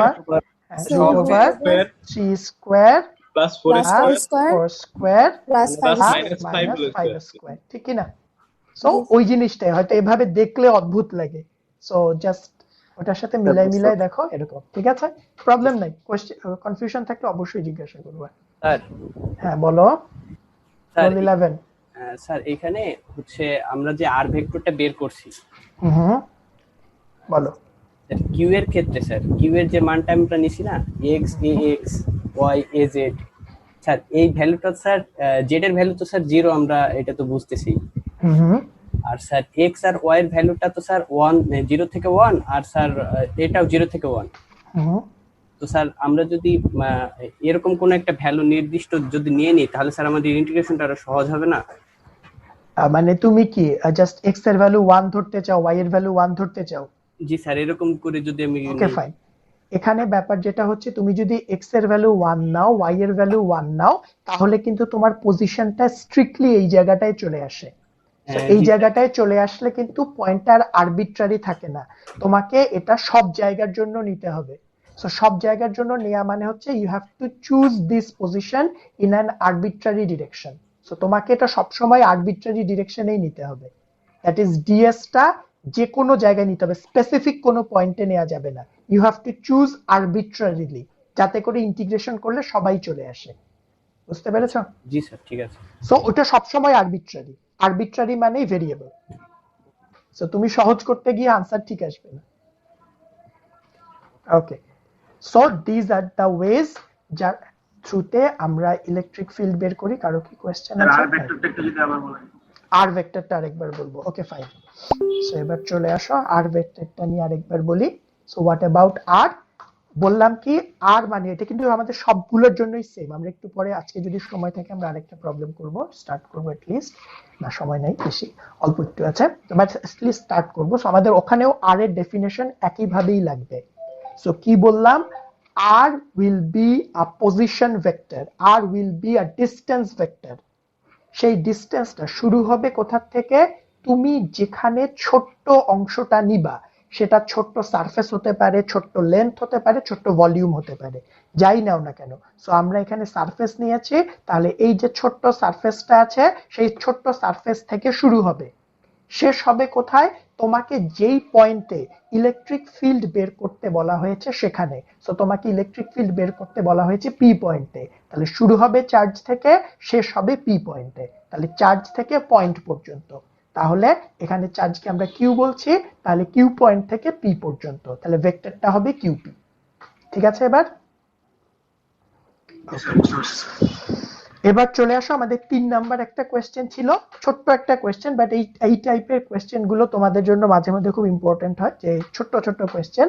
সেটা হচ্ছে force experienced by a -1 millicoulomb charge located at 005 point। তাহলে এবার চলে আসো, আমাকে বলা হচ্ছে সিচুয়েশনটা কি, যে আমি যদি এই পয়েন্টে একটা চার্জ রাখতাম, -1 মিলিকুলম্বের যদি একটা চার্জ রাখতাম, তাহলে সে কি পরিমাণ ফোর্স পেত। সো কোয়েশ্চেনটা আবার বলছি, if we placed a -1 millicoulomb charge at this position, then what will be the force experienced by that charge? কেউ কি বলতে পারবা কেমনে বের করব? স্যার ওইখানে হচ্ছে ই ইনটু চার্জ হবে। ভেরি গুড, দুইটা বোনাস লিখে নাও। আমরা জানি আমাদের ই এর সাথে এফ এর সম্পর্ক কি, আমাদের F is equal to q into E কিনা। এইখানে কিউ মানে কোন কিউটা, যে কিউটা আমি বাইরে থেকে বসাচ্ছি, 1 মিলিকুলম চার্জকে কিন্তু আমি বাইরে থেকে বসাচ্ছি। তাহলে আমাদের এখানে basically this is the test charge. তাহলে আমাদের টেস্ট চার্জ হচ্ছে -1 মিলিকুলম, অবশ্যই এটাকে কুলম্বে প্রকাশ করতে হবে। এবং ইলেকট্রিক ফিল্ডটা কোথায় পাবো? ইলেকট্রিক ফিল্ড কিন্তু মাত্র বের করে আসছি, এই যে যাই আসুক না কেন এখান থেকে কিছু একটা আসবে, নিউটন পার কুলম্ব। সো এটা এখানে বসাই দিলে তুমি যে আনসারটা পাবা, that will be the force. তোমরা কি 3 নাম্বারটা বুঝতে পেরেছো? এটা খুব ছোট্ট একটা জিনিস, বাট তার জন্য আমাদের আগের কনসেপ্ট গুলো খেয়াল রাখতে হয়। সো এটা কি সবাই বুঝতে পেরেছো? সো আমাদের এখানে যে ফোর্সটা পাওয়া যাবে, force will be q into E. So E তো এখান থেকে বের করা আছে, সেই ই কে দিয়ে যদি যেই চার্জটাকে তুমি মাত্র বসালা সেই চার্জটাকে মাল্টিপ্লাই করে দাও, তাহলে ফোর্স পাওয়া যায়। ওকে, সো এবার পুরো প্রবলেমটা ঠান্ডা মাথায় একবার দেখে আসো, যদিও আমরা বেশ অনেকবার রিপিট করেছি, স্টিল কারো যদি কোনো কনফিউশন থাকে কনফিউশনটা দূর করো, otherwise we will move on for our next problem. Similar problem, শুধুমাত্র হয়তো অন্য কোঅর্ডিনেট ইউজ হবে।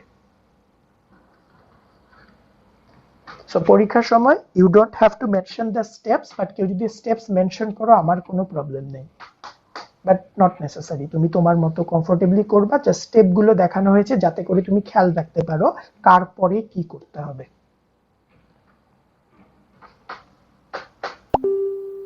Okay, so as you are not saying anything, I think we can go for our next problem. So this is your problem 4.14 of your book. So এবার সবাই প্রবলেমে চলে আসো। All right, it says an annular disk of inner radius A and outer radius B is placed on the XY plane and centered at the origin. তাহলে সিচুয়েশনটা পড়ে পড়ে আগে তোমাকে ড্র করতে পারতে হবে। So let's draw it. Sorry. সিচুয়েশনটা বলেছে আমার কাছে একটা অ্যানুলার ডিস্ক আছে যার ইনার রেডিয়াস এ এবং আউটার রেডিয়াস বি। তাহলে আমার কাছে একটা ডিস্ক আছে, বা ডিস্কটার মধ্যে একটা হোল আছে। So we have got a disc, একটা ডিস্ক আছে যার ইনার রেডিয়াস আছে এবং আউটার রেডিয়াস আছে। তার মানে ডিস্কটা দেখতে এরকম কিনা। তো পরীক্ষার সময় বেশিরভাগ সময় আমি তোমাদেরকে ছবি এঁকে দেই, সো তোমাদের আসলে খুব বেশি ভিজুয়ালাইজ করতে হবে না, আমাদের বইয়ে ছবি এঁকে দেয়া ছিল না। এবার সিচুয়েশনটা কি বলেছে, it is placed on x y plane and centred at origin. তার মানে এর সেন্টারটা হচ্ছে অরিজিন। তাহলে এইটা অরিজিন এবং এটা এক্স ওয়াই প্লেনের উপরে আছে। তাহলে আমি যদি অ্যাক্সিস গুলো ড্র করি, আমার অ্যাক্সিসটা দেখতে এরকম হবে। So this will be x-axis, this is y-axis, and this is z-axis. তোমরা কি সিচুয়েশনটা এইটুকু পর্যন্ত বুঝতে পেরেছো না আমি আবার বলবো? সো আমাদের কাছে একটা অ্যানুলার ডিস্ক আছে, যে অ্যানুলার ডিস্কের ইনার রেডিয়াস এ। সো ইনার আর আউটার রেডিয়াসটা দেখানো হয়নি, লেটস শো ইট। সো এর ইনার রেডিয়াস মানে হচ্ছে সেন্টার থেকে এতটুকু, this is inner radius which is a, এবং outer radius বলে দেয়া আছে এখান থেকে শুরু করে এতটুকু which is b and it is on xy plane horizontal plane এর উপরে আছে, কোনো thickness নাই কারণ thickness এর ব্যাপারে কোনো কথা বলা নাই, and center at origin. Now it says if the disk carries uniform charge with density rho c, বলে দিচ্ছে যে এই ডিস্কের উপরে চার্জ আছে, সো এই ডিস্কের উপরে চার্জ আছে। সো যেহেতু চার্জের ব্যাপারে কিছু বলে দেয়া নাই, আমরা সেফলি ধরে নিব চার্জ হচ্ছে পজিটিভ চার্জ আছে, তাহলে এই ডিস্কের উপরে চার্জ আছে এবং চার্জের ডেনসিটি বলে দেয়া আছে রো সি। সো চার্জের ডেনসিটি বলে দেয়া আছে rho c. Now it asks us to determine the electric field at 0, 0 h point. তাহলে এই পয়েন্টটা কোথায় আছে আগে বলো, ইলেকট্রিক ফিল্ড বের করতে বলেছে পি পয়েন্টে, এক্স্যাক্টলি জেড অ্যাক্সিসের উপরে। তাহলে জেড অ্যাক্সিসের উপরে যে কোনো জায়গায় একটা পয়েন্ট নাও, সো যে কোনো জায়গায় একটা পয়েন্ট নিলাম, this is P point and the coordinate of the point is 0, then 0, sorry, so 0 then 0 then h. So আমাদের এই p পয়েন্টে ইলেকট্রিক ফিল্ড কি হবে সেটা বের করতে বলা হয়েছে। সো প্রথমে আমাকে এনশিওর করো তোমরা কোশ্চেনটা পুরোটা বুঝতে পেরেছো কিনা, কারো যদি কোনো কনফিউশন থাকে নাই। তাহলে এবার আমরা এখান থেকে আমাদের স্টেপস গুলো একটা একটা করে ফলো করা শুরু করব। এখান থেকেই শুরু করি। আমাদের স্টেপস কিন্তু আগের মতোই, 5টা স্টেপে ইকুয়েশন আসবে, তারপরে ইন্টিগ্রেশন করতে হবে। তাহলে আমাদের 1 নাম্বার স্টেপ, আমাকে আইডেন্টিফাই করতে হবে চার্জ ডিস্ট্রিবিউশন কেমন, লাইন, সারফেস না ভলিউম, বলো কেমন, লাইন, সারফেস না ভলিউম? সারফেস, কারণ অবজেক্টের কোনো থিকনেস বলে দেয়া নাই। একটা প্লেট, একটা প্লেটের উপরে চার্জ লেয়ার কই থাকবে, সারফেসেই তো থাকবে, তাহলে সারফেস। তাহলে the situation is surface distribution. Very good. এবার নেক্সট চলে আসো, আমাদের সেকেন্ড স্টেপ ছিল যে তাহলে সারফেস ডিস্ট্রিবিউশনের ইলেকট্রিক ফিল্ডের ফর্মুলা লিখে ফেলো। তাহলে সারফেস ডিস্ট্রিবিউশনের ইলেকট্রিক ফিল্ডের ফর্মুলা হচ্ছে 1/4 pi epsilon r epsilon naught. We have to perform a surface integration, then rho s ds divided by r cube, then r vector. এবার চলে আসো নেক্সট স্টেপ ছিল we have to choose a coordinate system. এবার অবজেক্টের দিকে দেখলে তোমার কার কথা মনে পড়ে? অবজেক্টের দিকে তাকালে তোমার কার ভাইবস আসে? কার্টেশিয়ানের ভাইবস আসে। এটা যে কার্টেশিয়ান বললা সে আমার জাস্ট নিজেকে এই কোশ্চেনটার আনসার দাও, এটা দেখলে তোমার একটা বক্সের কথা মনে পড়ে? স্যার এক্স ওয়াই জেড দেখে স্যার আমি বলে ফেলছি। এক্স ওয়াই জেড দেখলে হবে না, কারণ খেয়াল করে দেখো আমাদের 3টা কোঅর্ডিনেট সিস্টেমেই কিন্তু এক্স ওয়াই জেড আছে, এক্স ওয়াই জেড সব জায়গাতেই থাকবে। So don't be fooled by that, ওটা দিয়ে ডিসিভড হয়েও না। তাহলে অবজেক্টটা দেখলে কার ভাইবস আসে যে এটা কি, আমি একটা সিলিন্ডার থেকে কেটে নিলে, একটা স্লাইস নিলে দেখতে এরকম হবে কিনা, জাস্ট খেয়াল করো। মনে করো আমার এই মাথাটা যদি এমনি করে স্লাইস করে নেই, তাহলে যে মাথাটা রিংটা পাওয়া যাবে সেটা দেখতে এটার মতো কিনা? তাহলে this is part of a cylinder, তাহলে এটা সিলিন্ডারের মতো ফিলিংস আমাকে দেয়। তাহলে আমরা যেই কোঅর্ডিনেট সিস্টেমটা চয়েস করব that will be cylindrical system. তাহলে আমি যদি সিলিন্ড্রিক্যাল কোঅর্ডিনেট চয়েস করি, তাহলে আমার কোঅর্ডিনেট ভেরিয়েবল কি হবে? Rho, then phi, then z. That is সবকিছুকে এবার আর x y z এ প্রকাশ করা যাবে না, সবকিছুকে রো phi z এ প্রকাশ করতে হবে। সো এটাকে 1 নাম্বার ইকুয়েশন বলি। তাহলে এবার আমরা আমাদের 4 নাম্বার কাজে চলে আসি। দ্যাট ইজ সবকিছুকে, এবার 4 নাম্বার স্টেপ, সবকিছুকে রো phi z এ প্রকাশ করতে হবে। তাহলে বাট কারা কারা এক্সক্লুডেড? ওই ফর্মুলায় যদি কোনো কনস্ট্যান্ট থাকে, যেমন 4 pi epsilon r epsilon naught, this is excluded কারণ এটাকে চেঞ্জ করতে হবে না, it will remain unchanged. এরপর খেয়াল করো আমাদের ফর্মুলায় রো s আছে, আমাদের কোয়েশ্চেনে বলে দেয়া আছে চার্জ ডেনসিটি কত, রো সি না? তাহলে রো এস মানে হচ্ছে রো সি। এটাকেও কিছু করতে হবে না, এটাও এভাবে থাকবে, কারণ আমি এর আগে বলে এসেছি যাদের ভ্যালু কোয়েশ্চেনে দেয়া থাকবে তাদেরকে আমি কিছু করতে পারবো না। জাস্ট খেয়াল করো, কোয়েশ্চেন বলেই দেয়া আছে charge density rho c. Rho c কে সে কোনো কিছু দিয়ে প্রকাশ করে নাই, ওটা ওভাবেই থেকে যাবে। তাহলে আমাদের যে সারফেস চার্জ ডেনসিটি ছিল, কোয়েশ্চেন বলে দিচ্ছে সেই surface charge density rho c, তাহলে রো এস মানে রো সি, এটাকে কিছুই করতে হবে না। তাহলে দুটা পার্ট হয়ে গেল। এবার আসবে আমাদের ডিএস। সো এবার আমাদেরকে ডিএস নিয়ে কাজ করতে হবে। সো ডিএস নিয়ে কাজ করার নিয়মটা কি? প্রথমে আগে সারফেস আইডেন্টিফাই করতে হয়। সো আইডেন্টিফাই করার জন্য আমাদের ডিএস ভেক্টর দরকার হবে। তাহলে যদি আইডেন্টিফাই করতে চাই তাহলে ডিএস ভেক্টর দরকার হবে। তাহলে ডিএস মানে কি? তোমার চার্জ অবজেক্টের ওপরে যে কোনো একটা জায়গা থেকে ছোট্ট একটা অংশ নাও, যে কোনো জায়গা থেকে নিবা। তাহলে এই চার্জ অবজেক্টের ওপরে যে কোনো জায়গা থেকে ছোট একটা অংশ নাও। সাপোজ এই জায়গাটা থেকে ছোট্ট একটা অংশ নিলাম, তাহলে দিস ইজ মাই ডিএস। এবার এটাকে ভেক্টরে প্রকাশ করো। সো এটাকে যদি ভেক্টরে প্রকাশ করতে যাই, সারফেস ভেক্টরের ডিরেকশন কোন দিকে হয়? সারফেস থেকে লম্ব বরাবর হয়। তাহলে সারফেস থেকে পারপেন্ডিকুলারলি আপওয়ার্ডে যাবে। তাহলে যদি এবার আপওয়ার্ডে যায়, এবার বাংলায় বলো এই সারফেসের দিক কোন দিকে? ওপরের দিকে। এবার এটাকে ম্যাথমেটিক্যালি কনভার্ট করো। সিলিন্ড্রিক্যাল কোঅর্ডিনেটে ওপর মানে কি? জেড কিনা? কারণ সিলিন্ড্রিক্যালে তো জেড আছে, তাহলে সিলিন্ড্রিক্যালে ওপর মানে হচ্ছে জেড।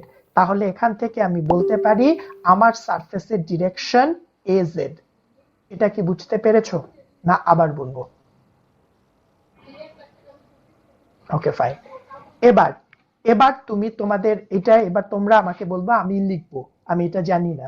সো তোমরা তোমাদের সাপ্লিমেন্টারি শীট দেখে বলো সিলিন্ড্রিক্যাল কোঅর্ডিনেটে যেই সারফেসের দিক এজেড সেই সারফেসের মান কত? সিলিন্ড্রিক্যাল কোঅর্ডিনেটে যেই সারফেসের ডিরেকশন এজেড সেই সারফেসের মান কত? লাস্ট ক্লাসে লাস্ট স্লাইডে যে সাপ্লিমেন্টারি দেয়া ছিল সেখান থেকে দেখে বলো। যেই রো ডি ফাই। ওই সবাই পাও নাই? খালি একজন বললো, সব বোনাস নিয়ে গেল। ঠিক আছে, কেন যা বলে সেটা ঠিক হয় না? তুমি দেখে বলতেছো? না স্যার, স্লাইড লোড হতে একটু সময় নেয়। আচ্ছা ঠিক আছে।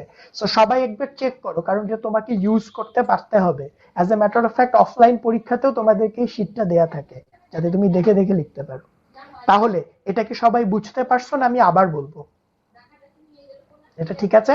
Okay fine. বাট আমার ফর্মুলা বলে যে আমার আসলে পুরো ভেক্টরটা দরকার নাই, আমার তো শুধু মান দরকার। তার কারণ আমার শীট বলে আমার ফর্মুলা বলে দিচ্ছে শুধু ডিএস এর মান লাগবে, দিক সহ লাগবে না। তাহলে মানটাকে আলাদা করলে রো ডি ফাই। সো এইটুক পর্যন্ত কারো কোনো কনফিউশন আছে থাকলে বলো। ফাইন। এরপরে নেক্সট আমাকে আর ভেক্টর বের করতে হবে, তারপরে তার মান বের করতে হবে। তাহলে এবার চলে আসো, আমরা আর ভেক্টর বের করতে চাই। সো এটা নিয়ে আমরা অনেকবার কথা বলেছি। আর ভেক্টর মানে কি? আর ভেক্টর মানে হচ্ছে this is a distance vector. So এই ডিসটেন্স ভেক্টরটা কেমন করে পাওয়া যায়? তোমার চার্জ পয়েন্টটা থেকে, যে ছোট্ট অংশটা আছে সেই পয়েন্টটা থেকে তুমি যেই পয়েন্টে ইলেকট্রিক ফিল্ড বের করতে চাচ্ছ এদের দুইজনকে যোগ করে দিতে হয়। তাহলে এবার আসো, আমার চার্জ যে পয়েন্টটাতে আছে সেই পয়েন্টটা হচ্ছে এইটা, ঠিক কিনা? সেটাকে কিউ বলি। আর যেই পয়েন্টে ইলেকট্রিক ফিল্ড বের করতে বলেছে সেটা এইটা। তাহলে চার্জ থেকে পয়েন্টের দিকে, আমার জন্য যোগ করাটা ডিফিকাল্ট, তোমরা সুন্দর করে যোগ করে দিও। চার্জ থেকে পয়েন্টের দিকে একটা ভেক্টর হবে। সো চার্জ থেকে পয়েন্টের দিকে একটা ভেক্টর হবে, ঠিক কিনা? So this is r. So আমরা এখানে যে ভেক্টরটা বসিয়েছি দ্যাট ইজ আর। সো এটা সবার ক্লিয়ার? পুরনো গল্প, আমাদের যে ছোট অংশটা আছে সেই ছোট অংশ থেকে পয়েন্টের দিকে একটা ভেক্টর হবে। তাহলে দিস ইজ আর।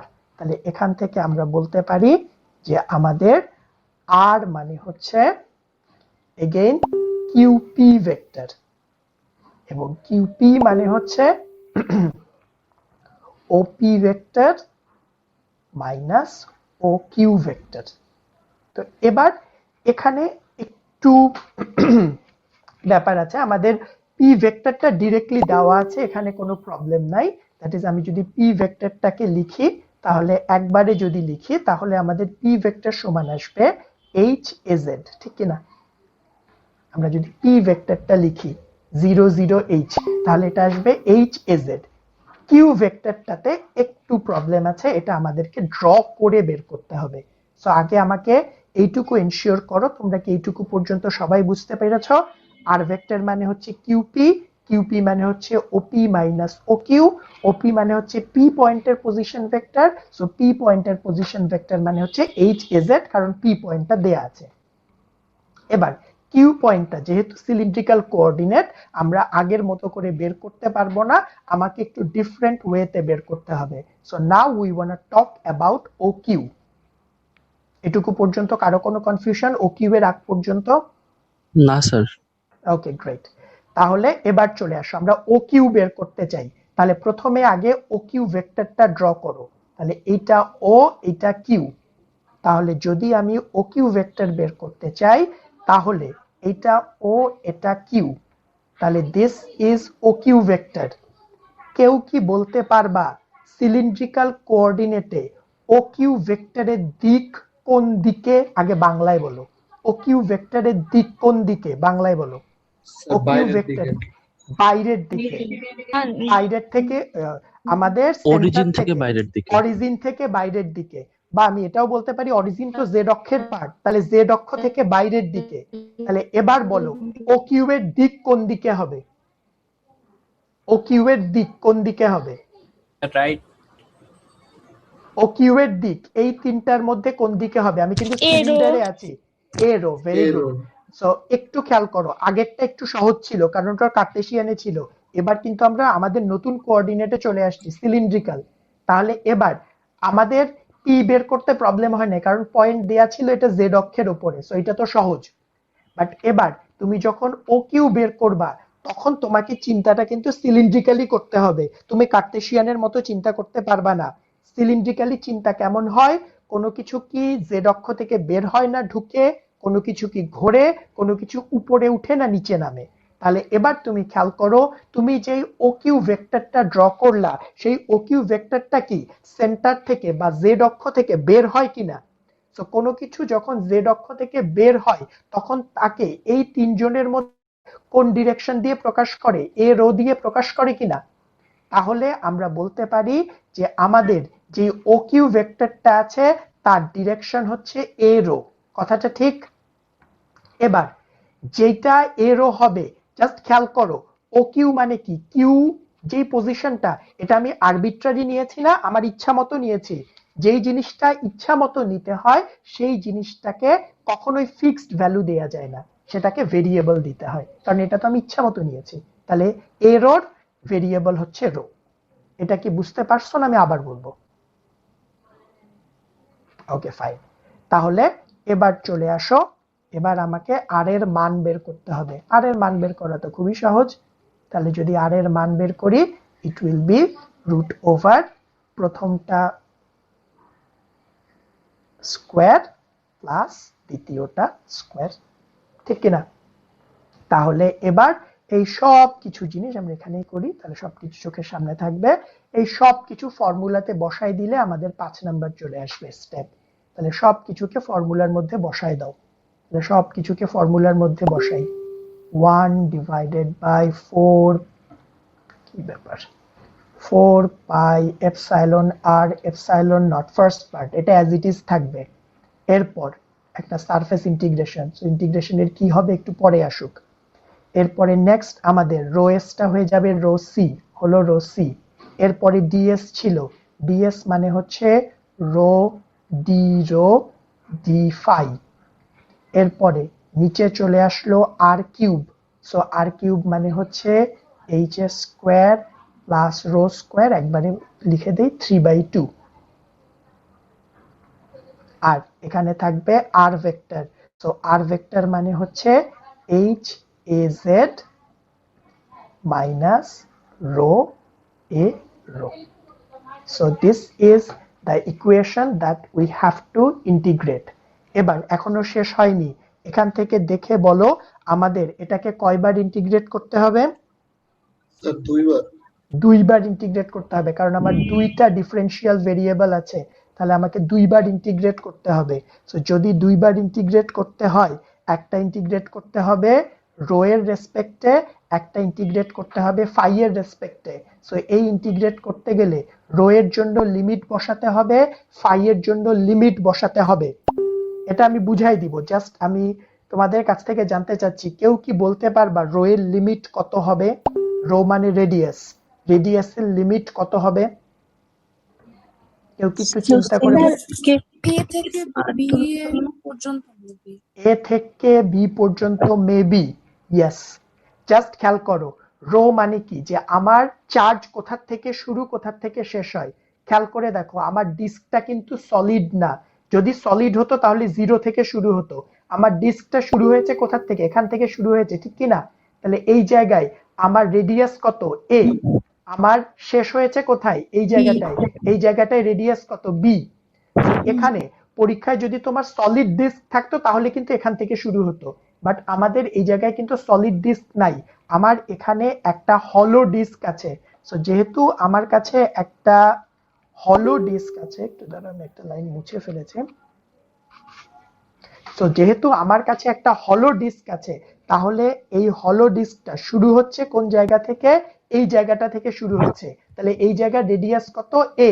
শেষ হচ্ছে কোথায়? এই জায়গাটায় শেষ হচ্ছে, তাহলে এই জায়গার রেডিয়াস কত? বি। তাহলে আমাদের রো এর লিমিট, রেডিয়াসের লিমিট হবে এ থেকে শুরু করে বি পর্যন্ত। এবার কেউ কি বলতে পারবা ফাই এর লিমিট কত? 0 থেকে জিরো থেকে A, জিরো থেকে এ। বলো তো ফাই মানে কি?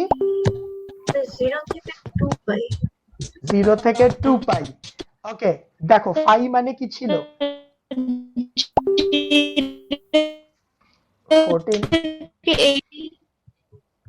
ওকে, এবার ফাই মানে কি ছিল? ফাই মানে ছিল কত অ্যাঙ্গেলে ঘুরতে হবে। এখন তুমি খেয়াল করো, আমি যদি এই জায়গা থেকে শুরু করি ডিস্কটা, তাহলে এই জায়গায় ফাই হচ্ছে 0। এবার পুরোটা যদি ঘুরে আসি তাহলে বলো তো কত অ্যাঙ্গেল হয়? 360 ডিগ্রি। তাহলে আমাদের ফাই এর লিমিট হবে 0 থেকে ফাই 2 পাই। তোমরা কি এটা বুঝতে পেরেছো? আমি আরেকবার বলবো, কারণ পরীক্ষায় এরকম থাকবে না, পরীক্ষায় তোমাকে নিজেকে বুঝে বসাতে হবে। সেটা কি বোঝা গেছে না? আমি আরেকবার বলবো। স্যার আরেকবার বলেন। আরেকবার বলি, আসো কি বললাম। আমাদের ফাই মানে কি, যদি তোমরা সিলিন্ড্রিক্যাল কোঅর্ডিনেটে খেয়াল করো, আমাদের ফাই মানে ছিল কোনো একটা পয়েন্ট এক্স অ্যাক্সিসের রেসপেক্টে কত অ্যাঙ্গেলে আছে। তাহলে এবার আমাদের এখানে ফাই হচ্ছে যে ডিস্কটা কোথা থেকে শুরু কোথায় শেষ।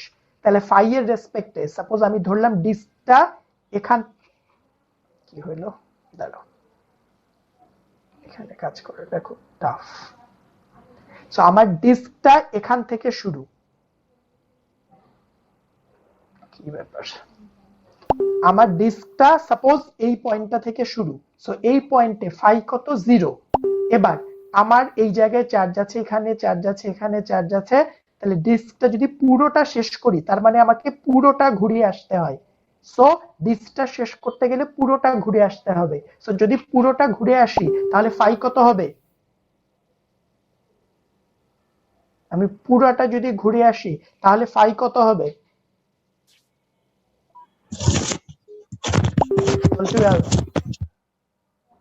2 পাই হবে স্যার, 2 360। পাই হবে, ভেরি গুড। তাহলে আমাদের লিমিট হবে 2 পাই। সো এটা কি বুঝতে পারছো? দ্যাট ইজ, তোমাকে আমি পরীক্ষায় বললাম যে আমি পুরোটা ডিস্ক তোমাকে দিই নাই, আমি তোমাকে এরকম হাফ ডিস্ক দিলাম, তাহলে বলো তো ফাই এর লিমিট কত হবে? পাই আসবে। পাই আসবে। So this is the meaning. সেটা কি সবাই বুঝতে পারছো? যে তোমাকে সিচুয়েশন এরকম দেয়া হলো যে আমার ডিস্কটা দেখতে এরকম, বাকিটুকু অর্ধেক নাই, অর্ধেক খেয়ে ফেলছি আমি, তাহলে ফাই এর লিমিট কত? এখান থেকে শুরু, বাট ঘুরবা এত দূর পর্যন্ত, কারণ তারপরে তার ঘুরতেই পারবে না। ক্লিয়ার হয়েছে কি? জি স্যার। Okay fine. তাহলে আজকে ইন্টিগ্রেশনে বলবো না, এই ইন্টিগ্রেশনে একটু কথা আছে। সো ইন্টিগ্রেশনটা আপাতত এইটুকুই থাক, তোমরা ইকুয়েশন পর্যন্ত বোঝো, কারণ এখানে আমাদের একটা টার্ম বাদ পড়ে যায়, সো এটা আজকে বুঝাইলে বুঝতে পারবে না, so we will discuss about it later. So এইটুকু পর্যন্ত কারো যদি কোনো ইস্যুস থাকে ইউ শুড আস্ক মি। তো আমি এইটুকু পর্যন্ত বেশি এমফাসিস দিচ্ছি কারণ আমি ইন্টিগ্রেশনে খুব বেশি এমফাসিস দিচ্ছি না, কারণ তোমাকে এই ইকুয়েশনটা তুমি যদি বের করতে পারো তুমি তো ইন্টিগ্রেশন করতেই পারবা। Alright, roll 36 question. Roll 36 question. Rho limit a থেকে b স্যার এইটুকু যদি একটু আবার বলতেন। হ্যাঁ শিওর, ওকে ফাইন। তাহলে এবার চলে আসো আমাদের রো এর লিমিট কেন a থেকে b পর্যন্ত। তার কারণ হচ্ছে যে আমার রো মানে হচ্ছে রেডিয়াস, তো আমাকে কনসিডার করতে হবে শুধুমাত্র সেই অংশটুকু যেই অংশটুকুর মধ্যে চার্জ আছে। তাহলে আমার এটা চার্জ আছে, জাস্ট খেয়াল করো আমার তো যে কোনো রেডিয়াস 0 থেকে শুরু হয়, কিন্তু খেয়াল করো আমার 0 পজিশনে কিন্তু কোনো চার্জ নাই, তাহলে আমি এই 0টা নিতে পারবো না। তাহলে আমার শুরু করতে হবে যেখান থেকে চার্জ আছে, স্টিল আমার চার্জ নাই, আমি যেভাবে মুভ করছি এখানে কোনো চার্জ নাই, চার্জ নাই, চার্জ নাই, এই এখান থেকে চার্জ শুরু হলো।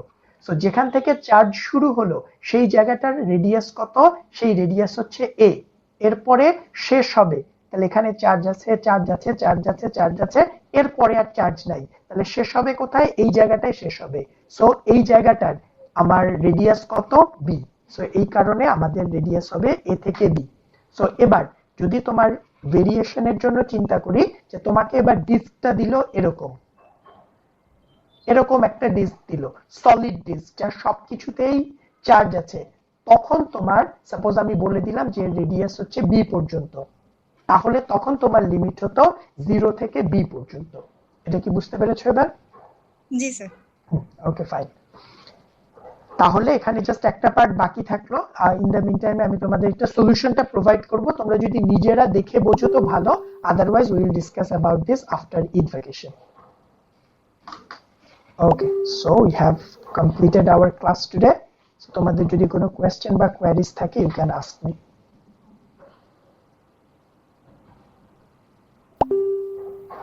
এবং যদি কোনো কোয়েশ্চেন বা কোয়ারিজ না থাকে তাহলে we will end it here today. We have a long class. All right, thank you very much. So see you after Eid vacation. আসসালামু আলাইকুম। স্যার আসসালামু আলাইকুম স্যার।